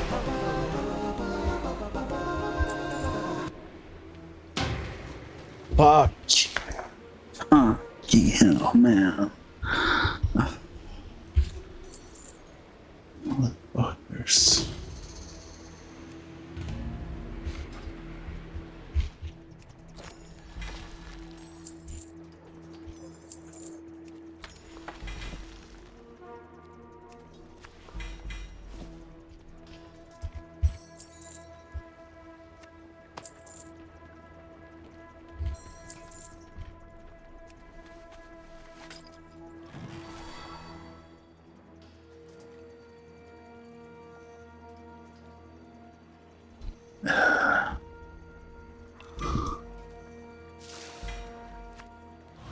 That's nice though.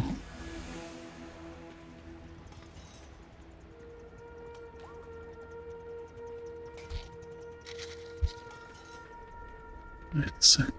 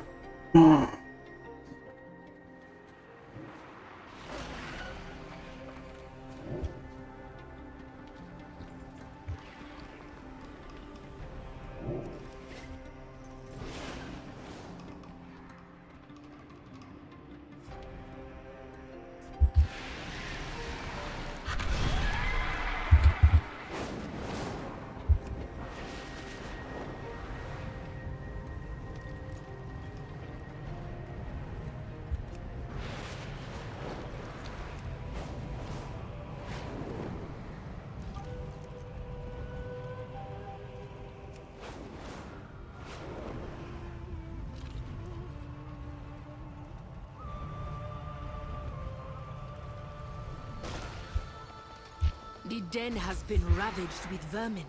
If we deal with that problem, the elders will be more favorable with us. Take a Gremlings. They are always up for a meal.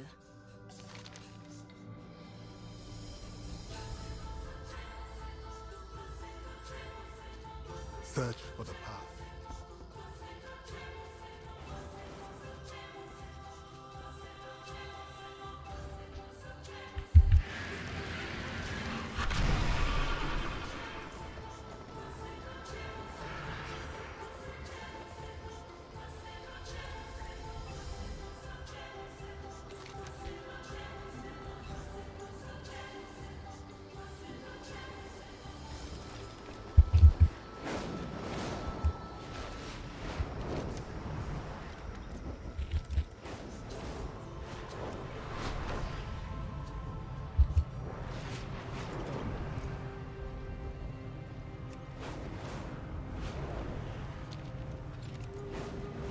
Vongara village is beyond saving. You may mourn later, but you must destroy them now.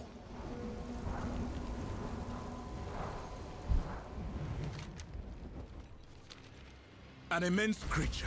Slay it and preserve Harendar.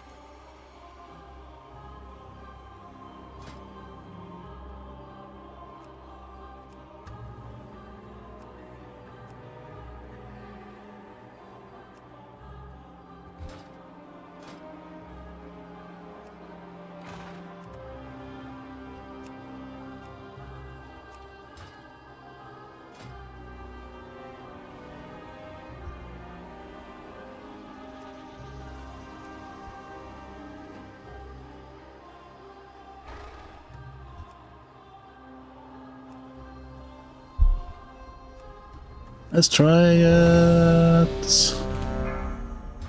Am I on the right side of the world? No, I'm not.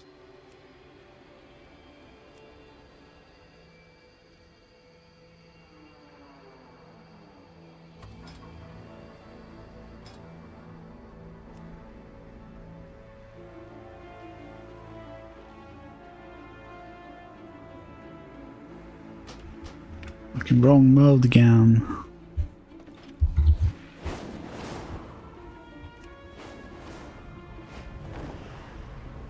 Oh. This is the worst part of being with the war mode thingy. Oh, it fucking sucks, man.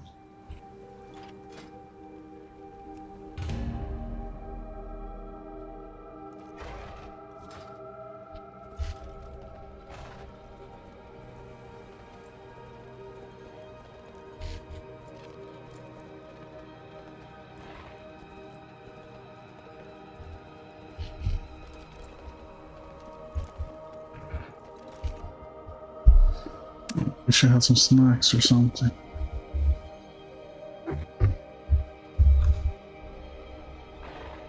Have some caviar.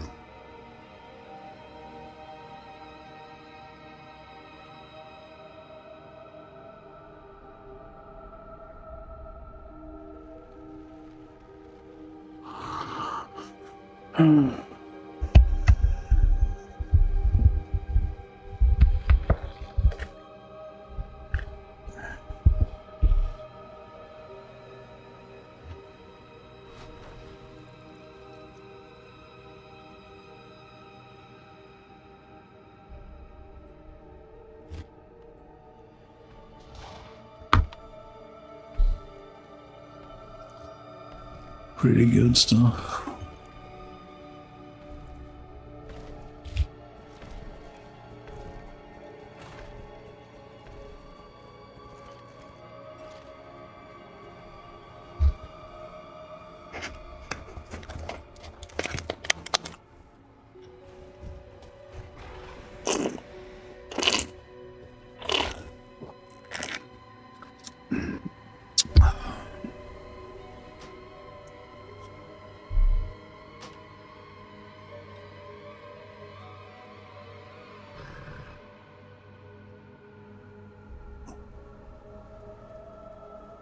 Oh.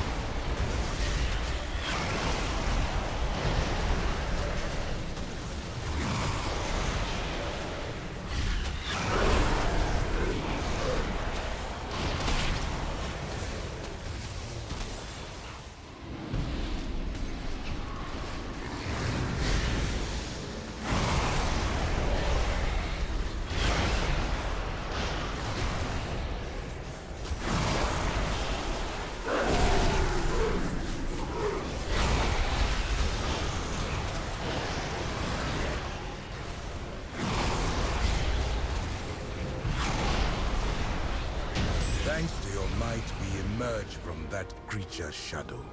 Well done.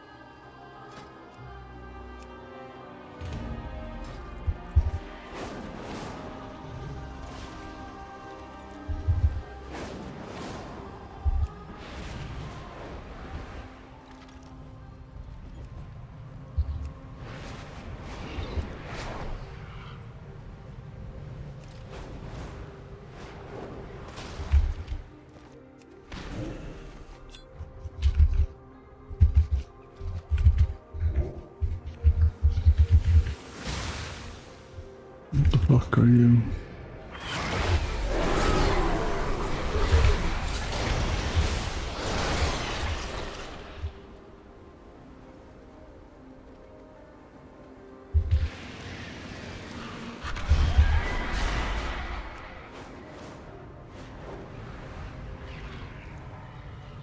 The den has been ravaged with vermin. If we deal with that problem, the elders will be more favorable with us. Take a Grimlings. They are always up for a meal.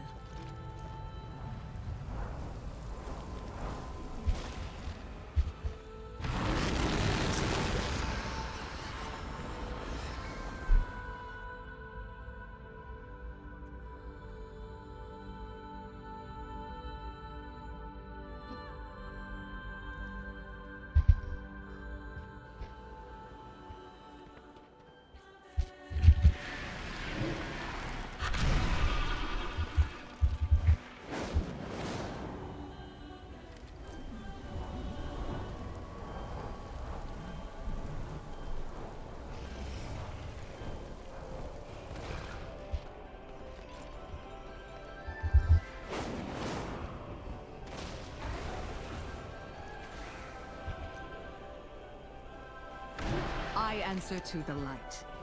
Shorel Aram.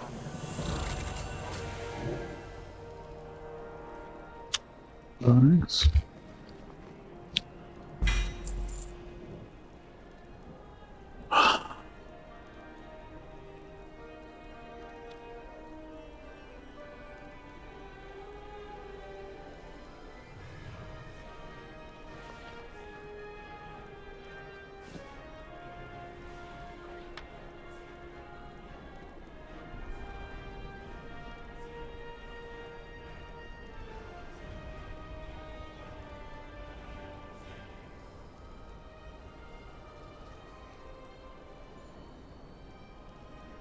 It's time to disenchant everything.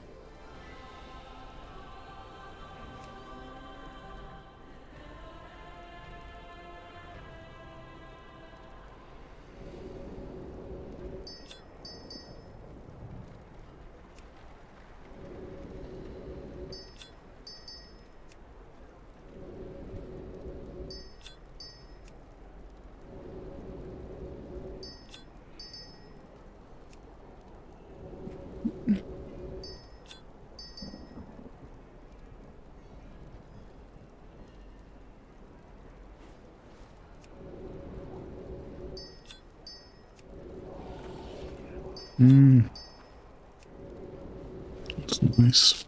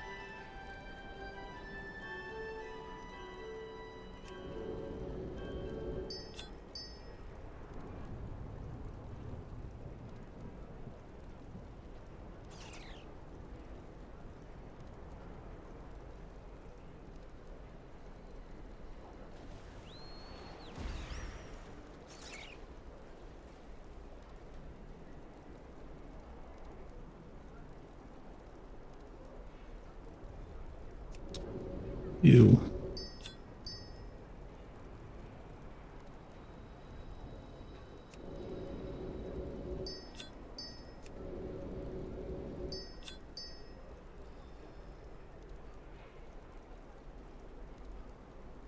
Champion. Head.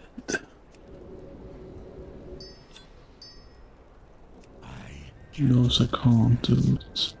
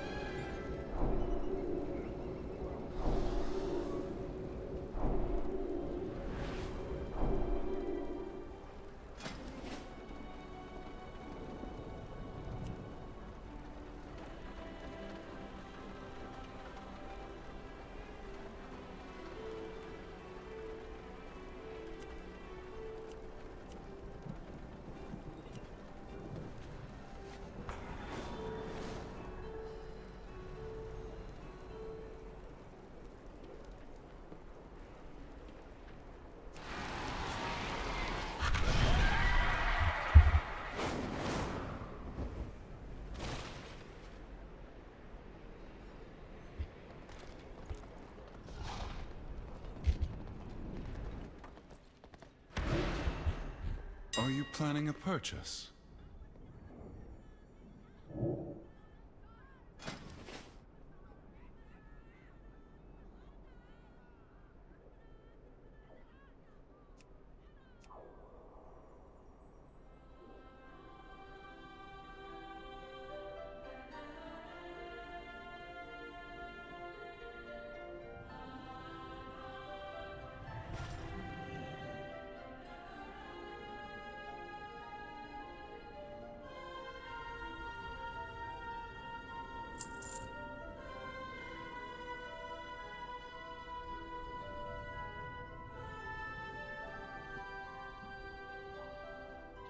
Damn. Damn.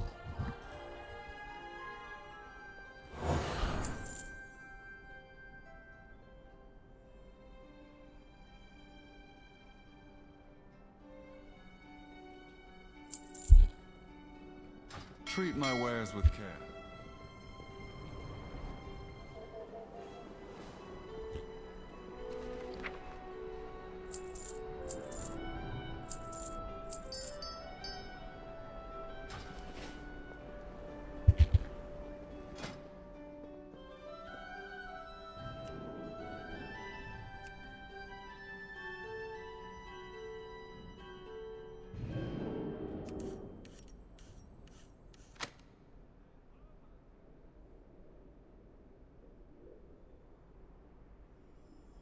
Hmm.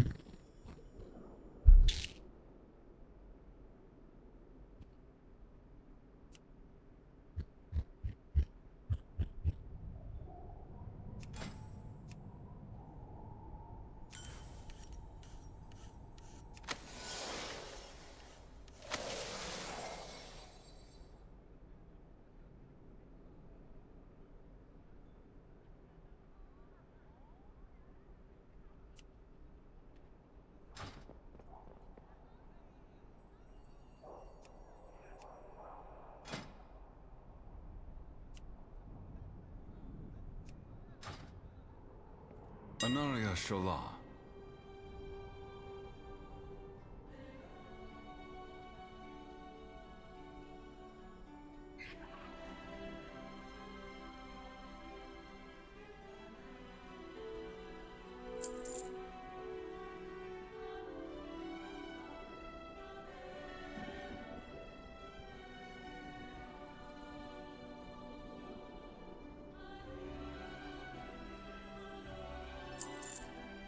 Return when you need more.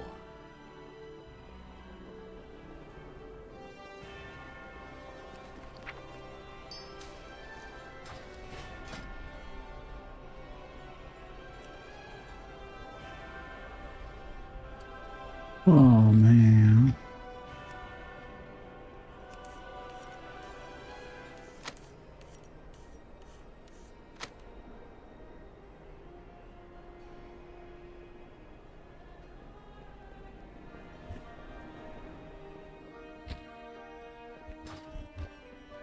My goods are one of a kind.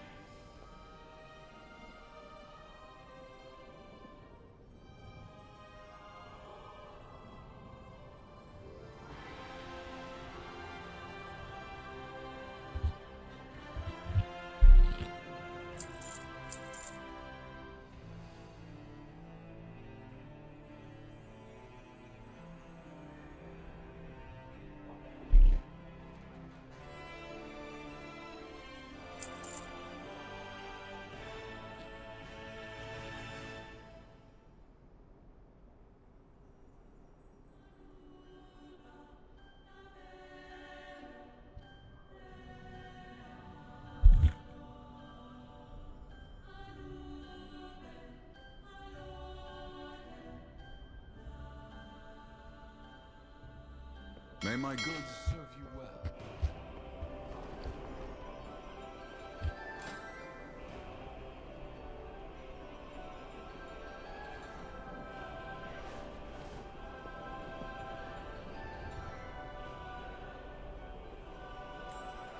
Maybe I should put it on here. Maybe I should just sell it. Or give it to my paladin. My goods are one of a kind.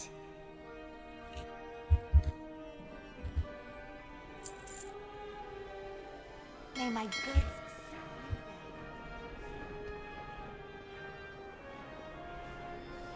Oh, damn.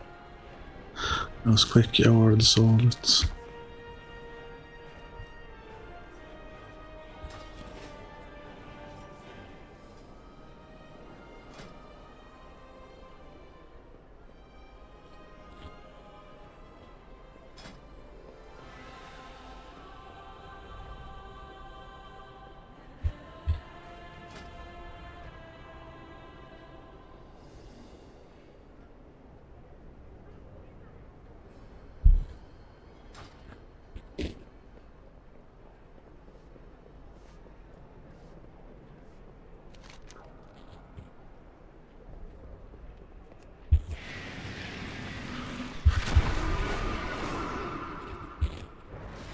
Do this.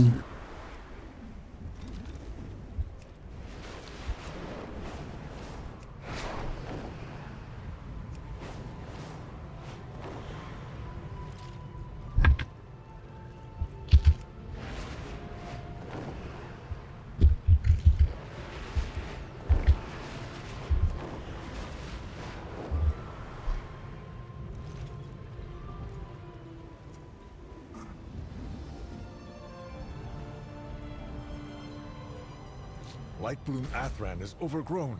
Help my Farstriders tame the area.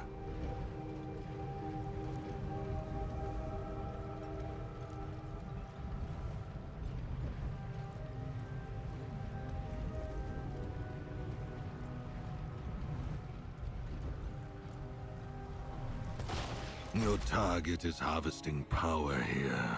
Destroy the sources and evade their little guards.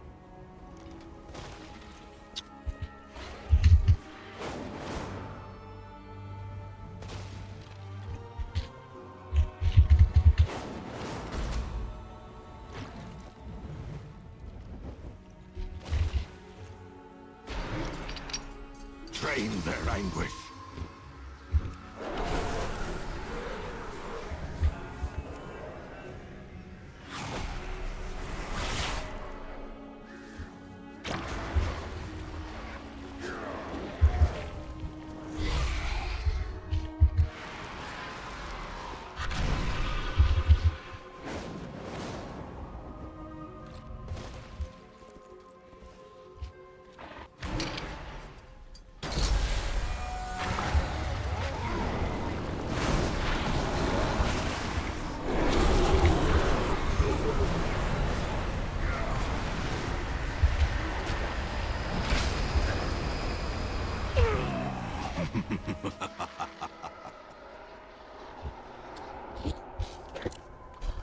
What happened?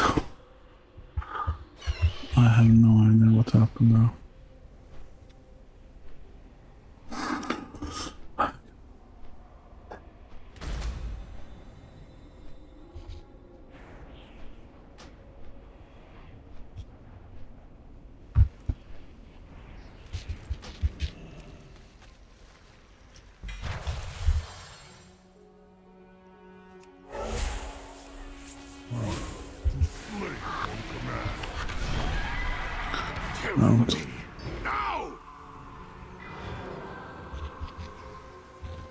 Kill? I don't see anything to kill, bro.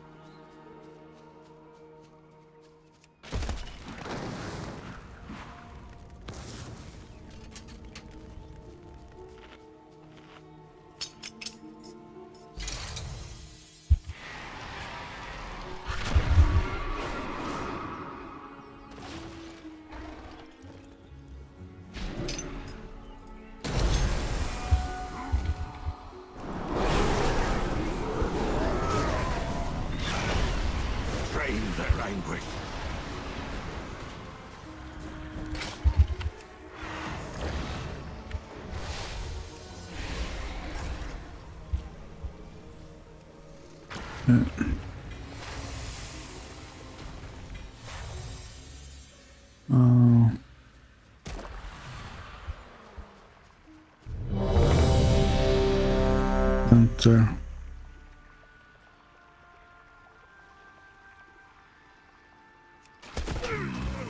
Nej. Christ. Jesus Christ, motherfuckers. Motherfuckers.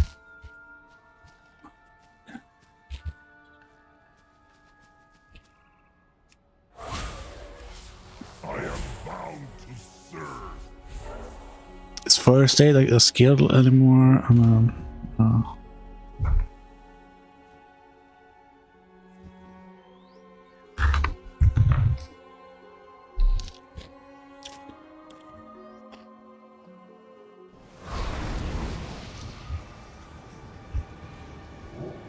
But perhaps I shouldn't be surprised. Not after Tyrallion cut open your own son.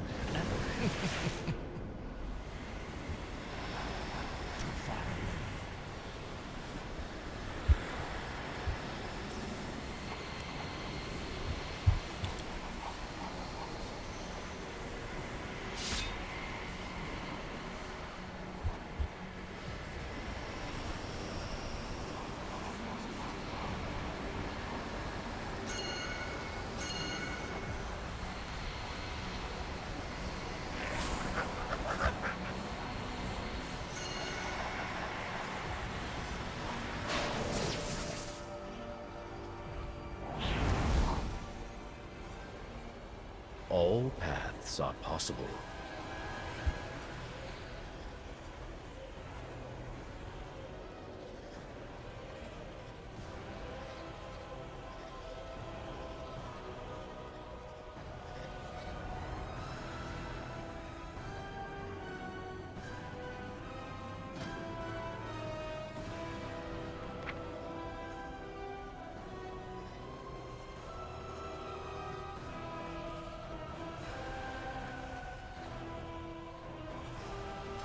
Interrupt or stop The casting. burden is more than you can bear. This may feel a little uncomfortable. Oh, shit, man. We must make haste. Xalatath is using Ilaria's rage and pain to erode her mastery over the void. No one is safe. After what happened with Tyrallion and Barator, I can see how Ilaria would struggle to maintain control. I doubt I'd be able to if it were me.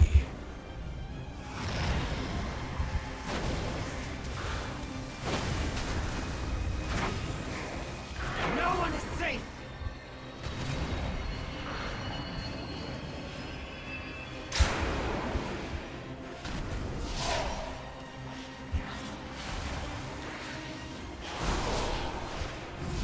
AOE incoming.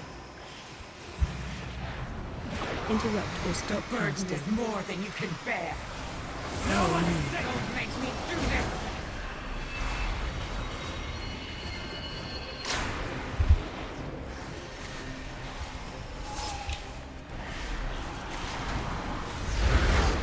Watch your feet. Interrupt or stop casting. No one is safe! The burden is more than you can bear. AOE incoming. Watch your step.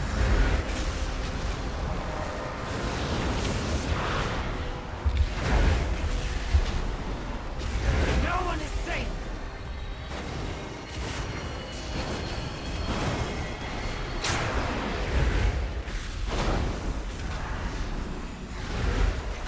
Watch your step.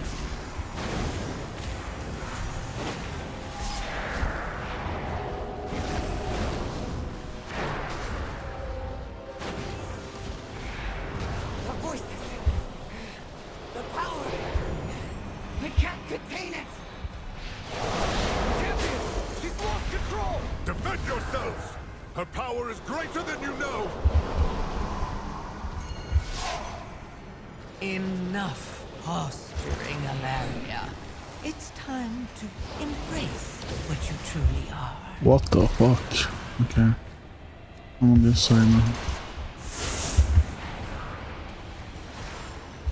Okay. Don't ask me how, but I am on this side now.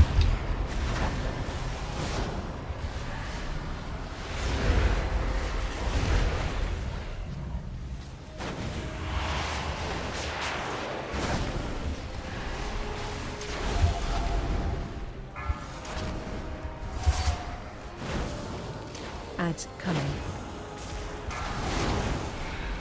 AOE incoming. I never miss a shot.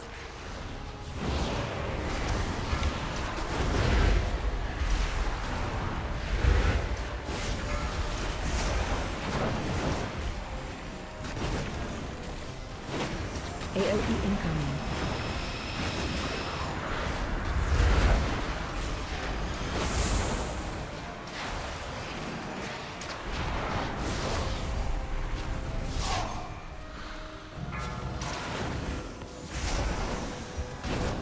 Ads coming. AOE incoming. Watch your feet. I never miss a shot. Mark on you.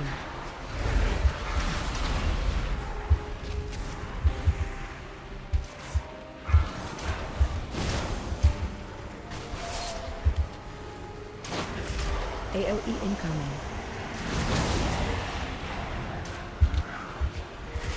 Mark on you.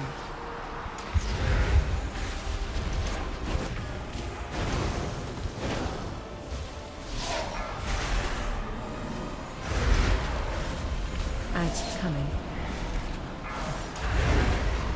AOE incoming. I never miss a shot.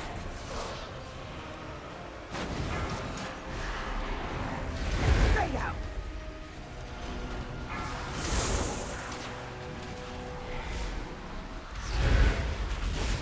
AOE incoming.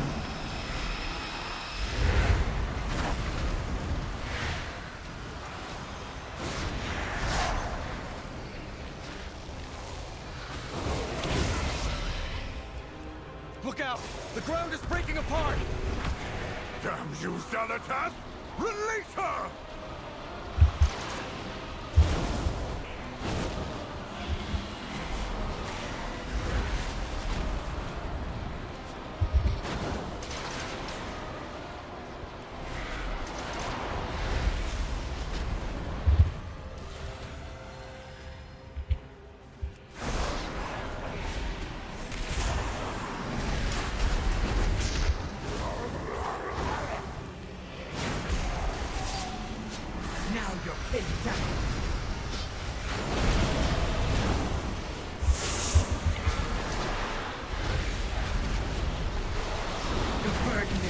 than you can bear.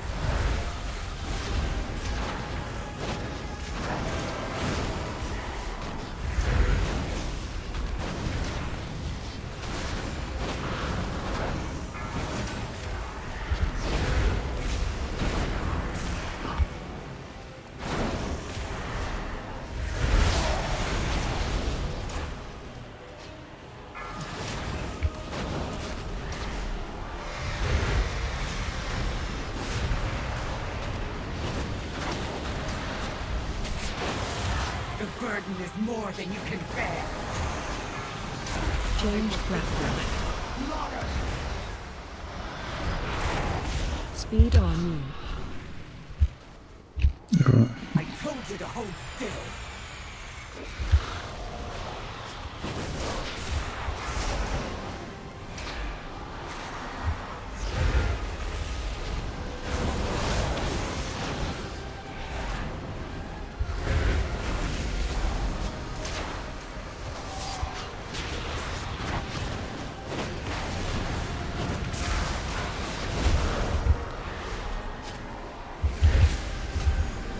You cannot break the void's grasp.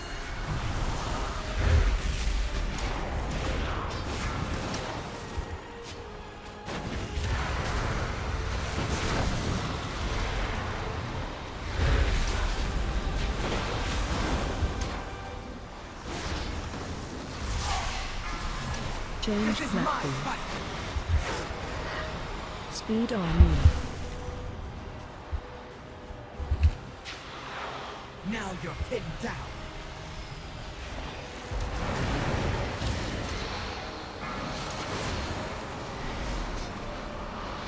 You cannot break the void's grasp.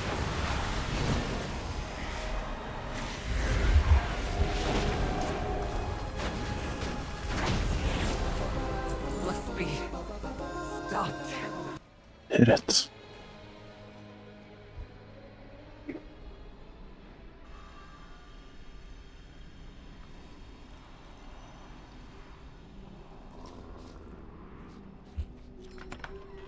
Baladash Malanore.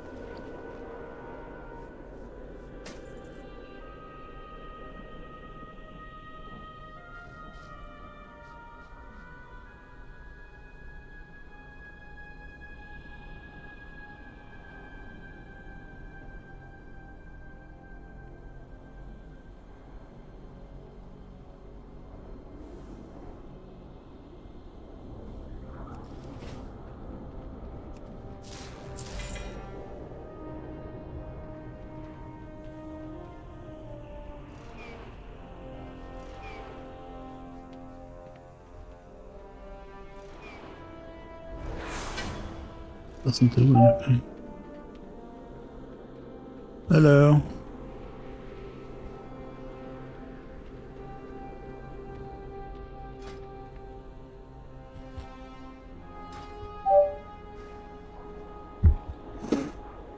I mean,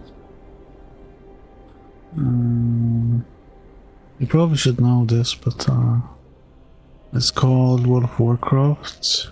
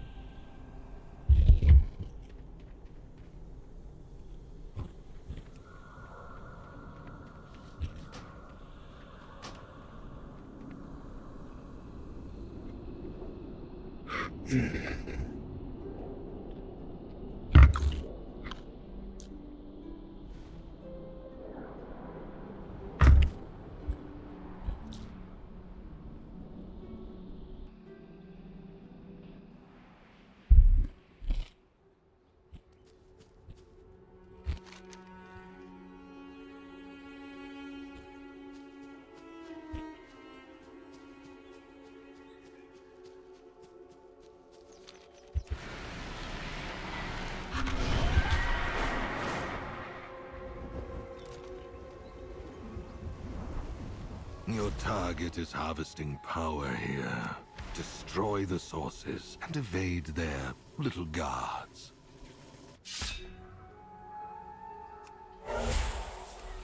Unleash my fury!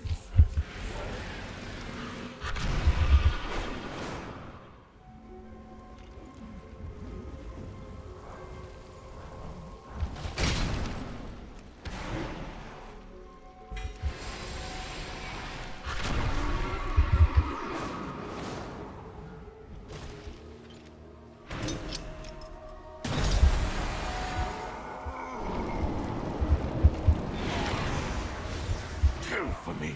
Now!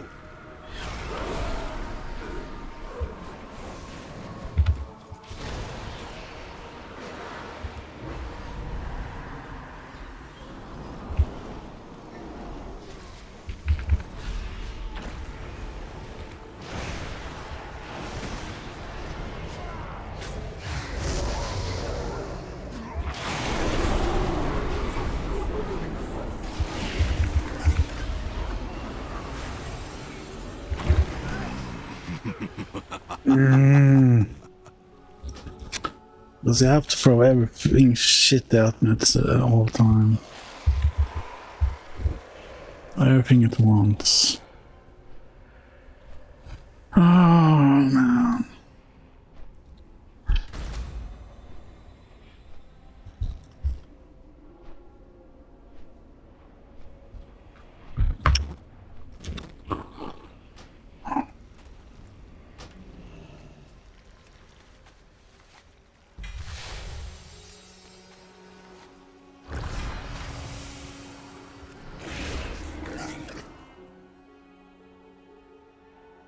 Kill for me. Now! Point me at your enemy.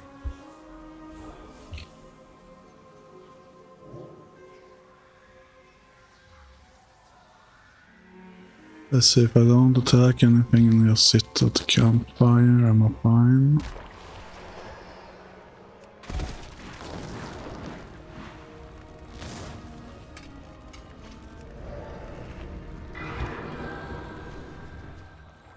Nope, not really.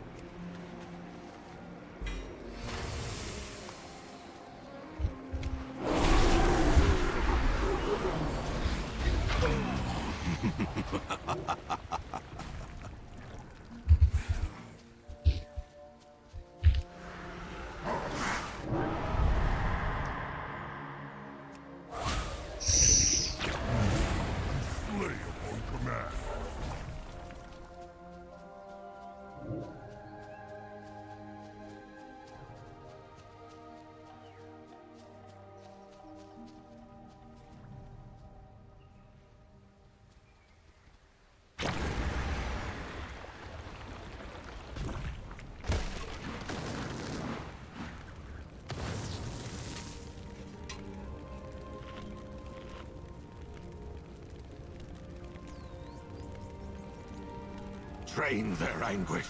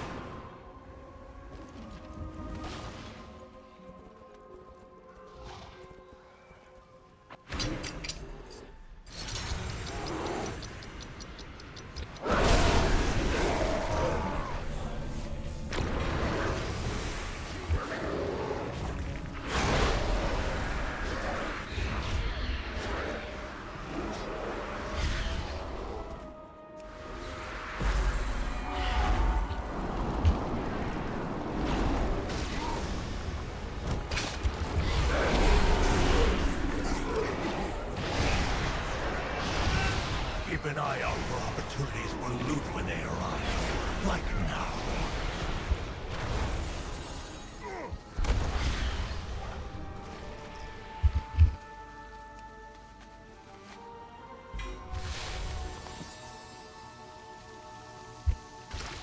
Kill for me.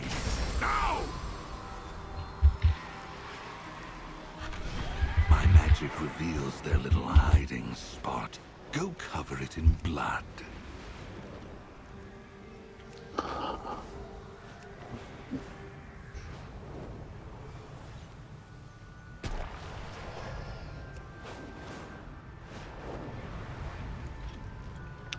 Kill me or 51,000.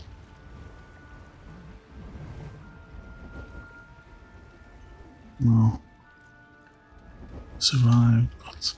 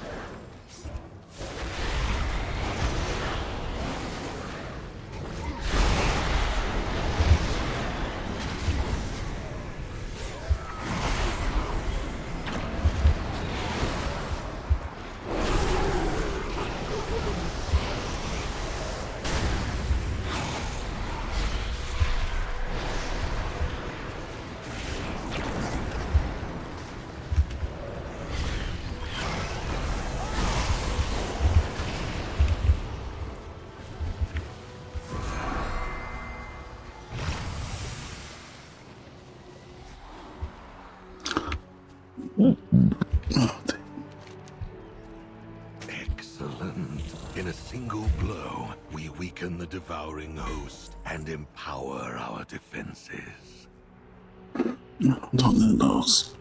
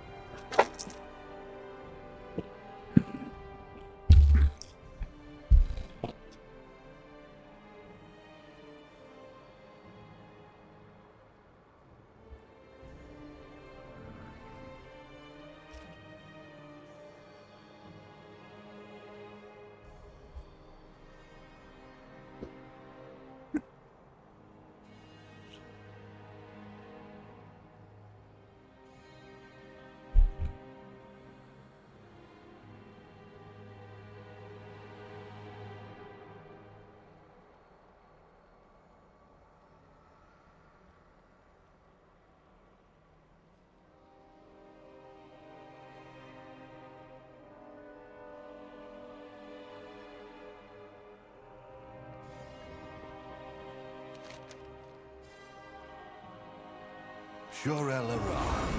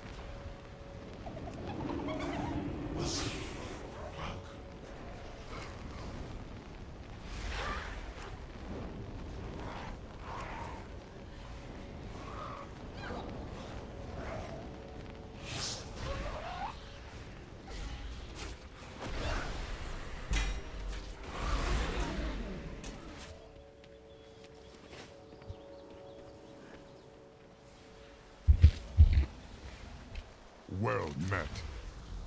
Loktar. Thromkar. This is starting to look like a coordinated assault. Let's move.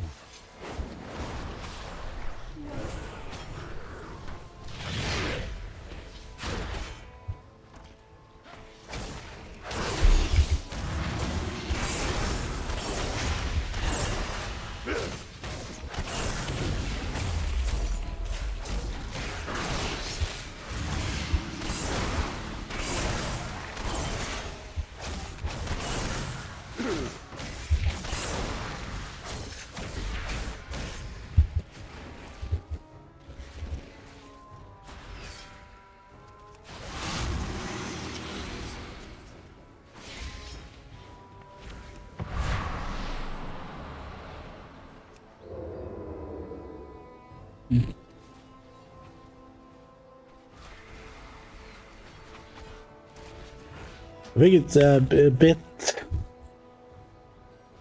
the harder and there is more defined animations and stuff. Orcs are so big, so it's like kind of hard to see anything. Really.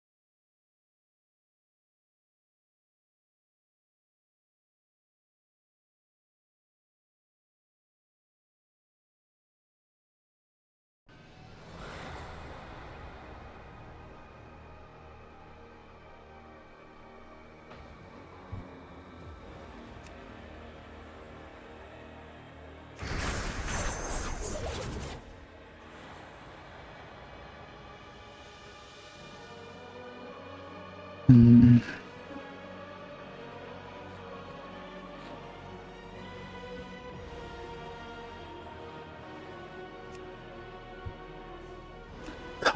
Rogue. I just want to try it. I would never see myself do it, but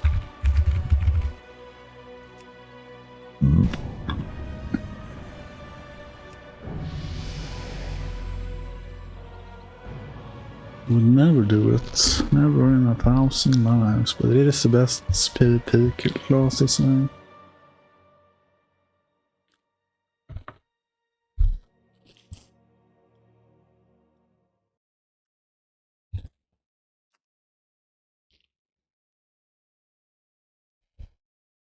Because of the ratio, mostly. The Arathi Highlands, once bitterly contested.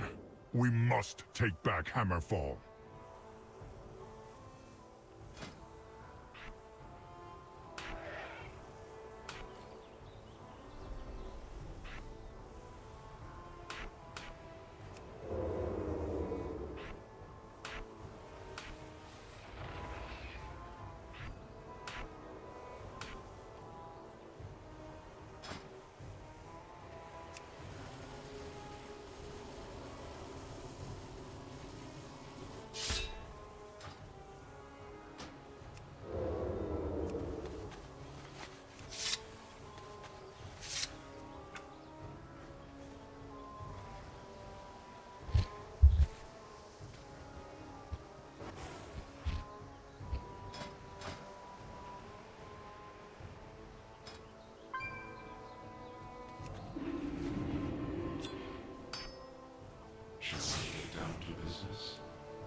How does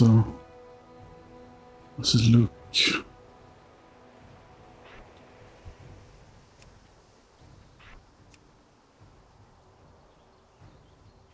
Base set.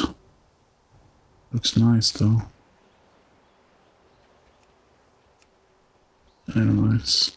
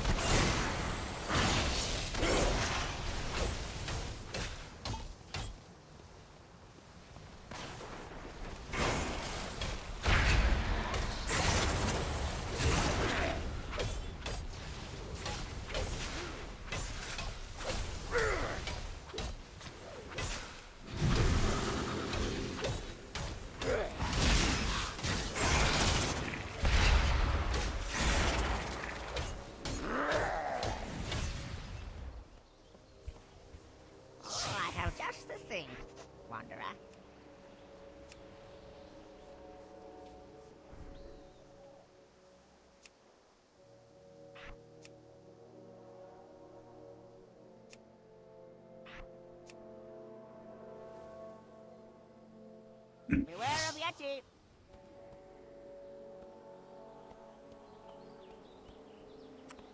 Men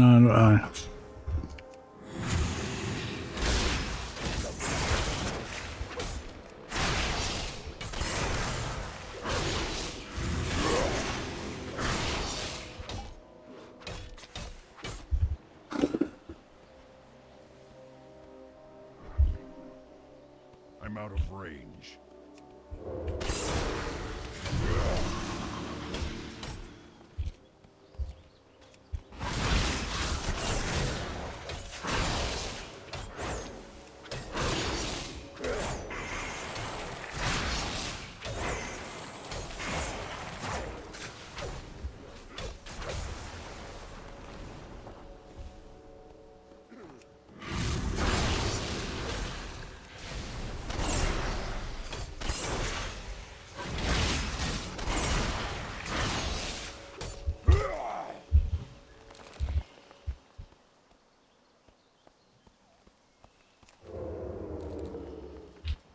I am not wiving this, man.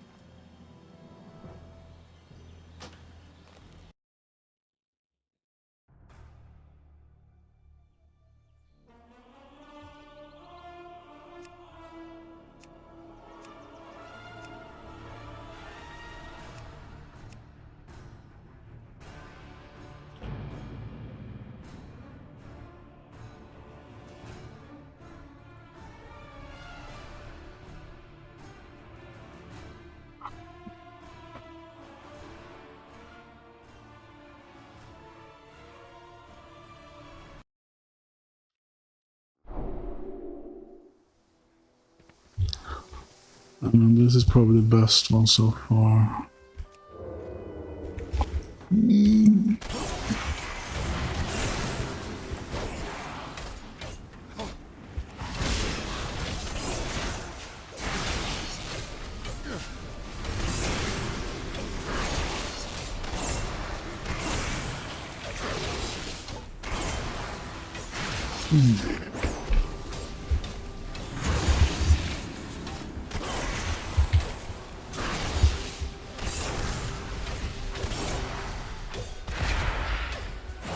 It is believable that this guy is a rogue, but you know.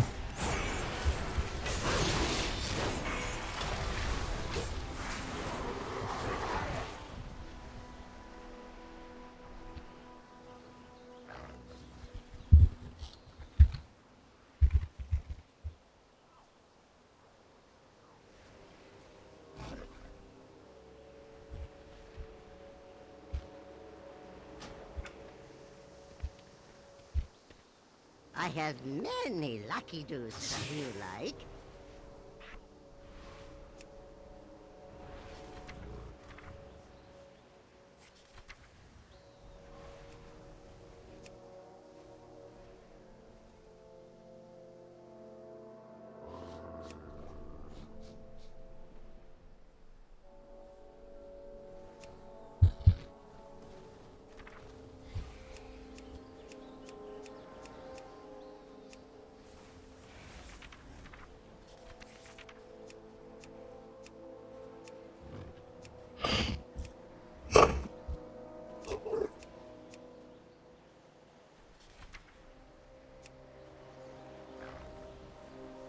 Clouds, no shit going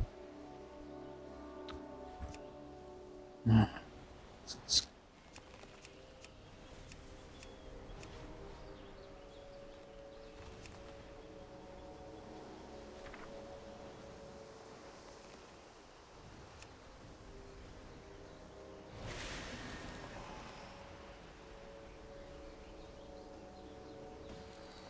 It looks pretty amazing, man. Can't deny it.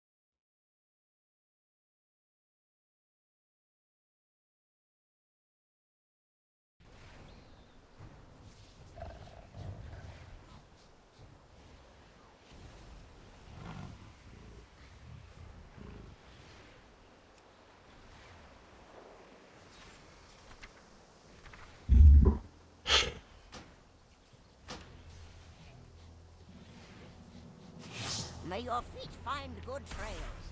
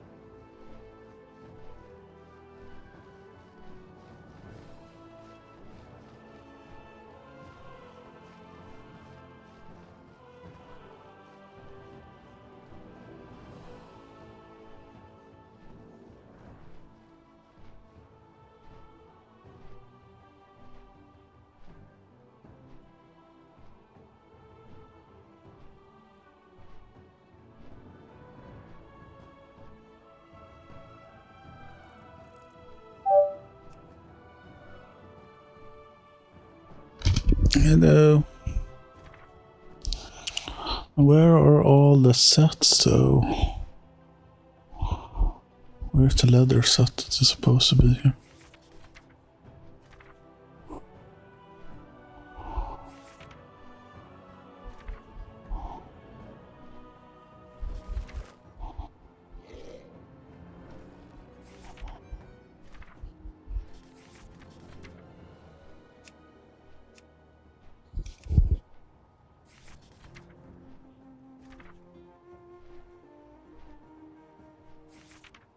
Maybe it's level restricted, maybe, or something.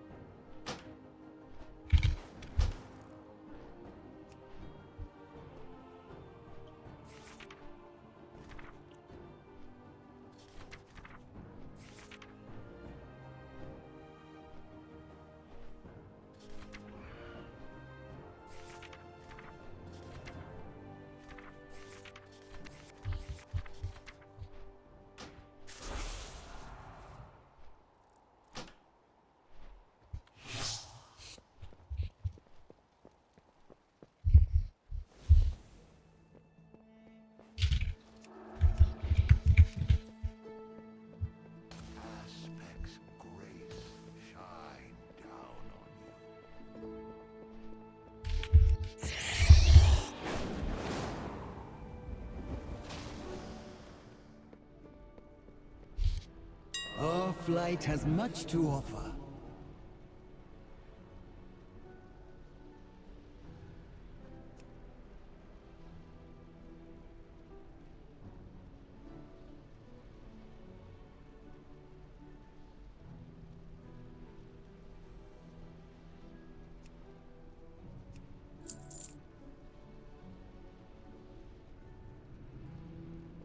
I knew you would like my wares.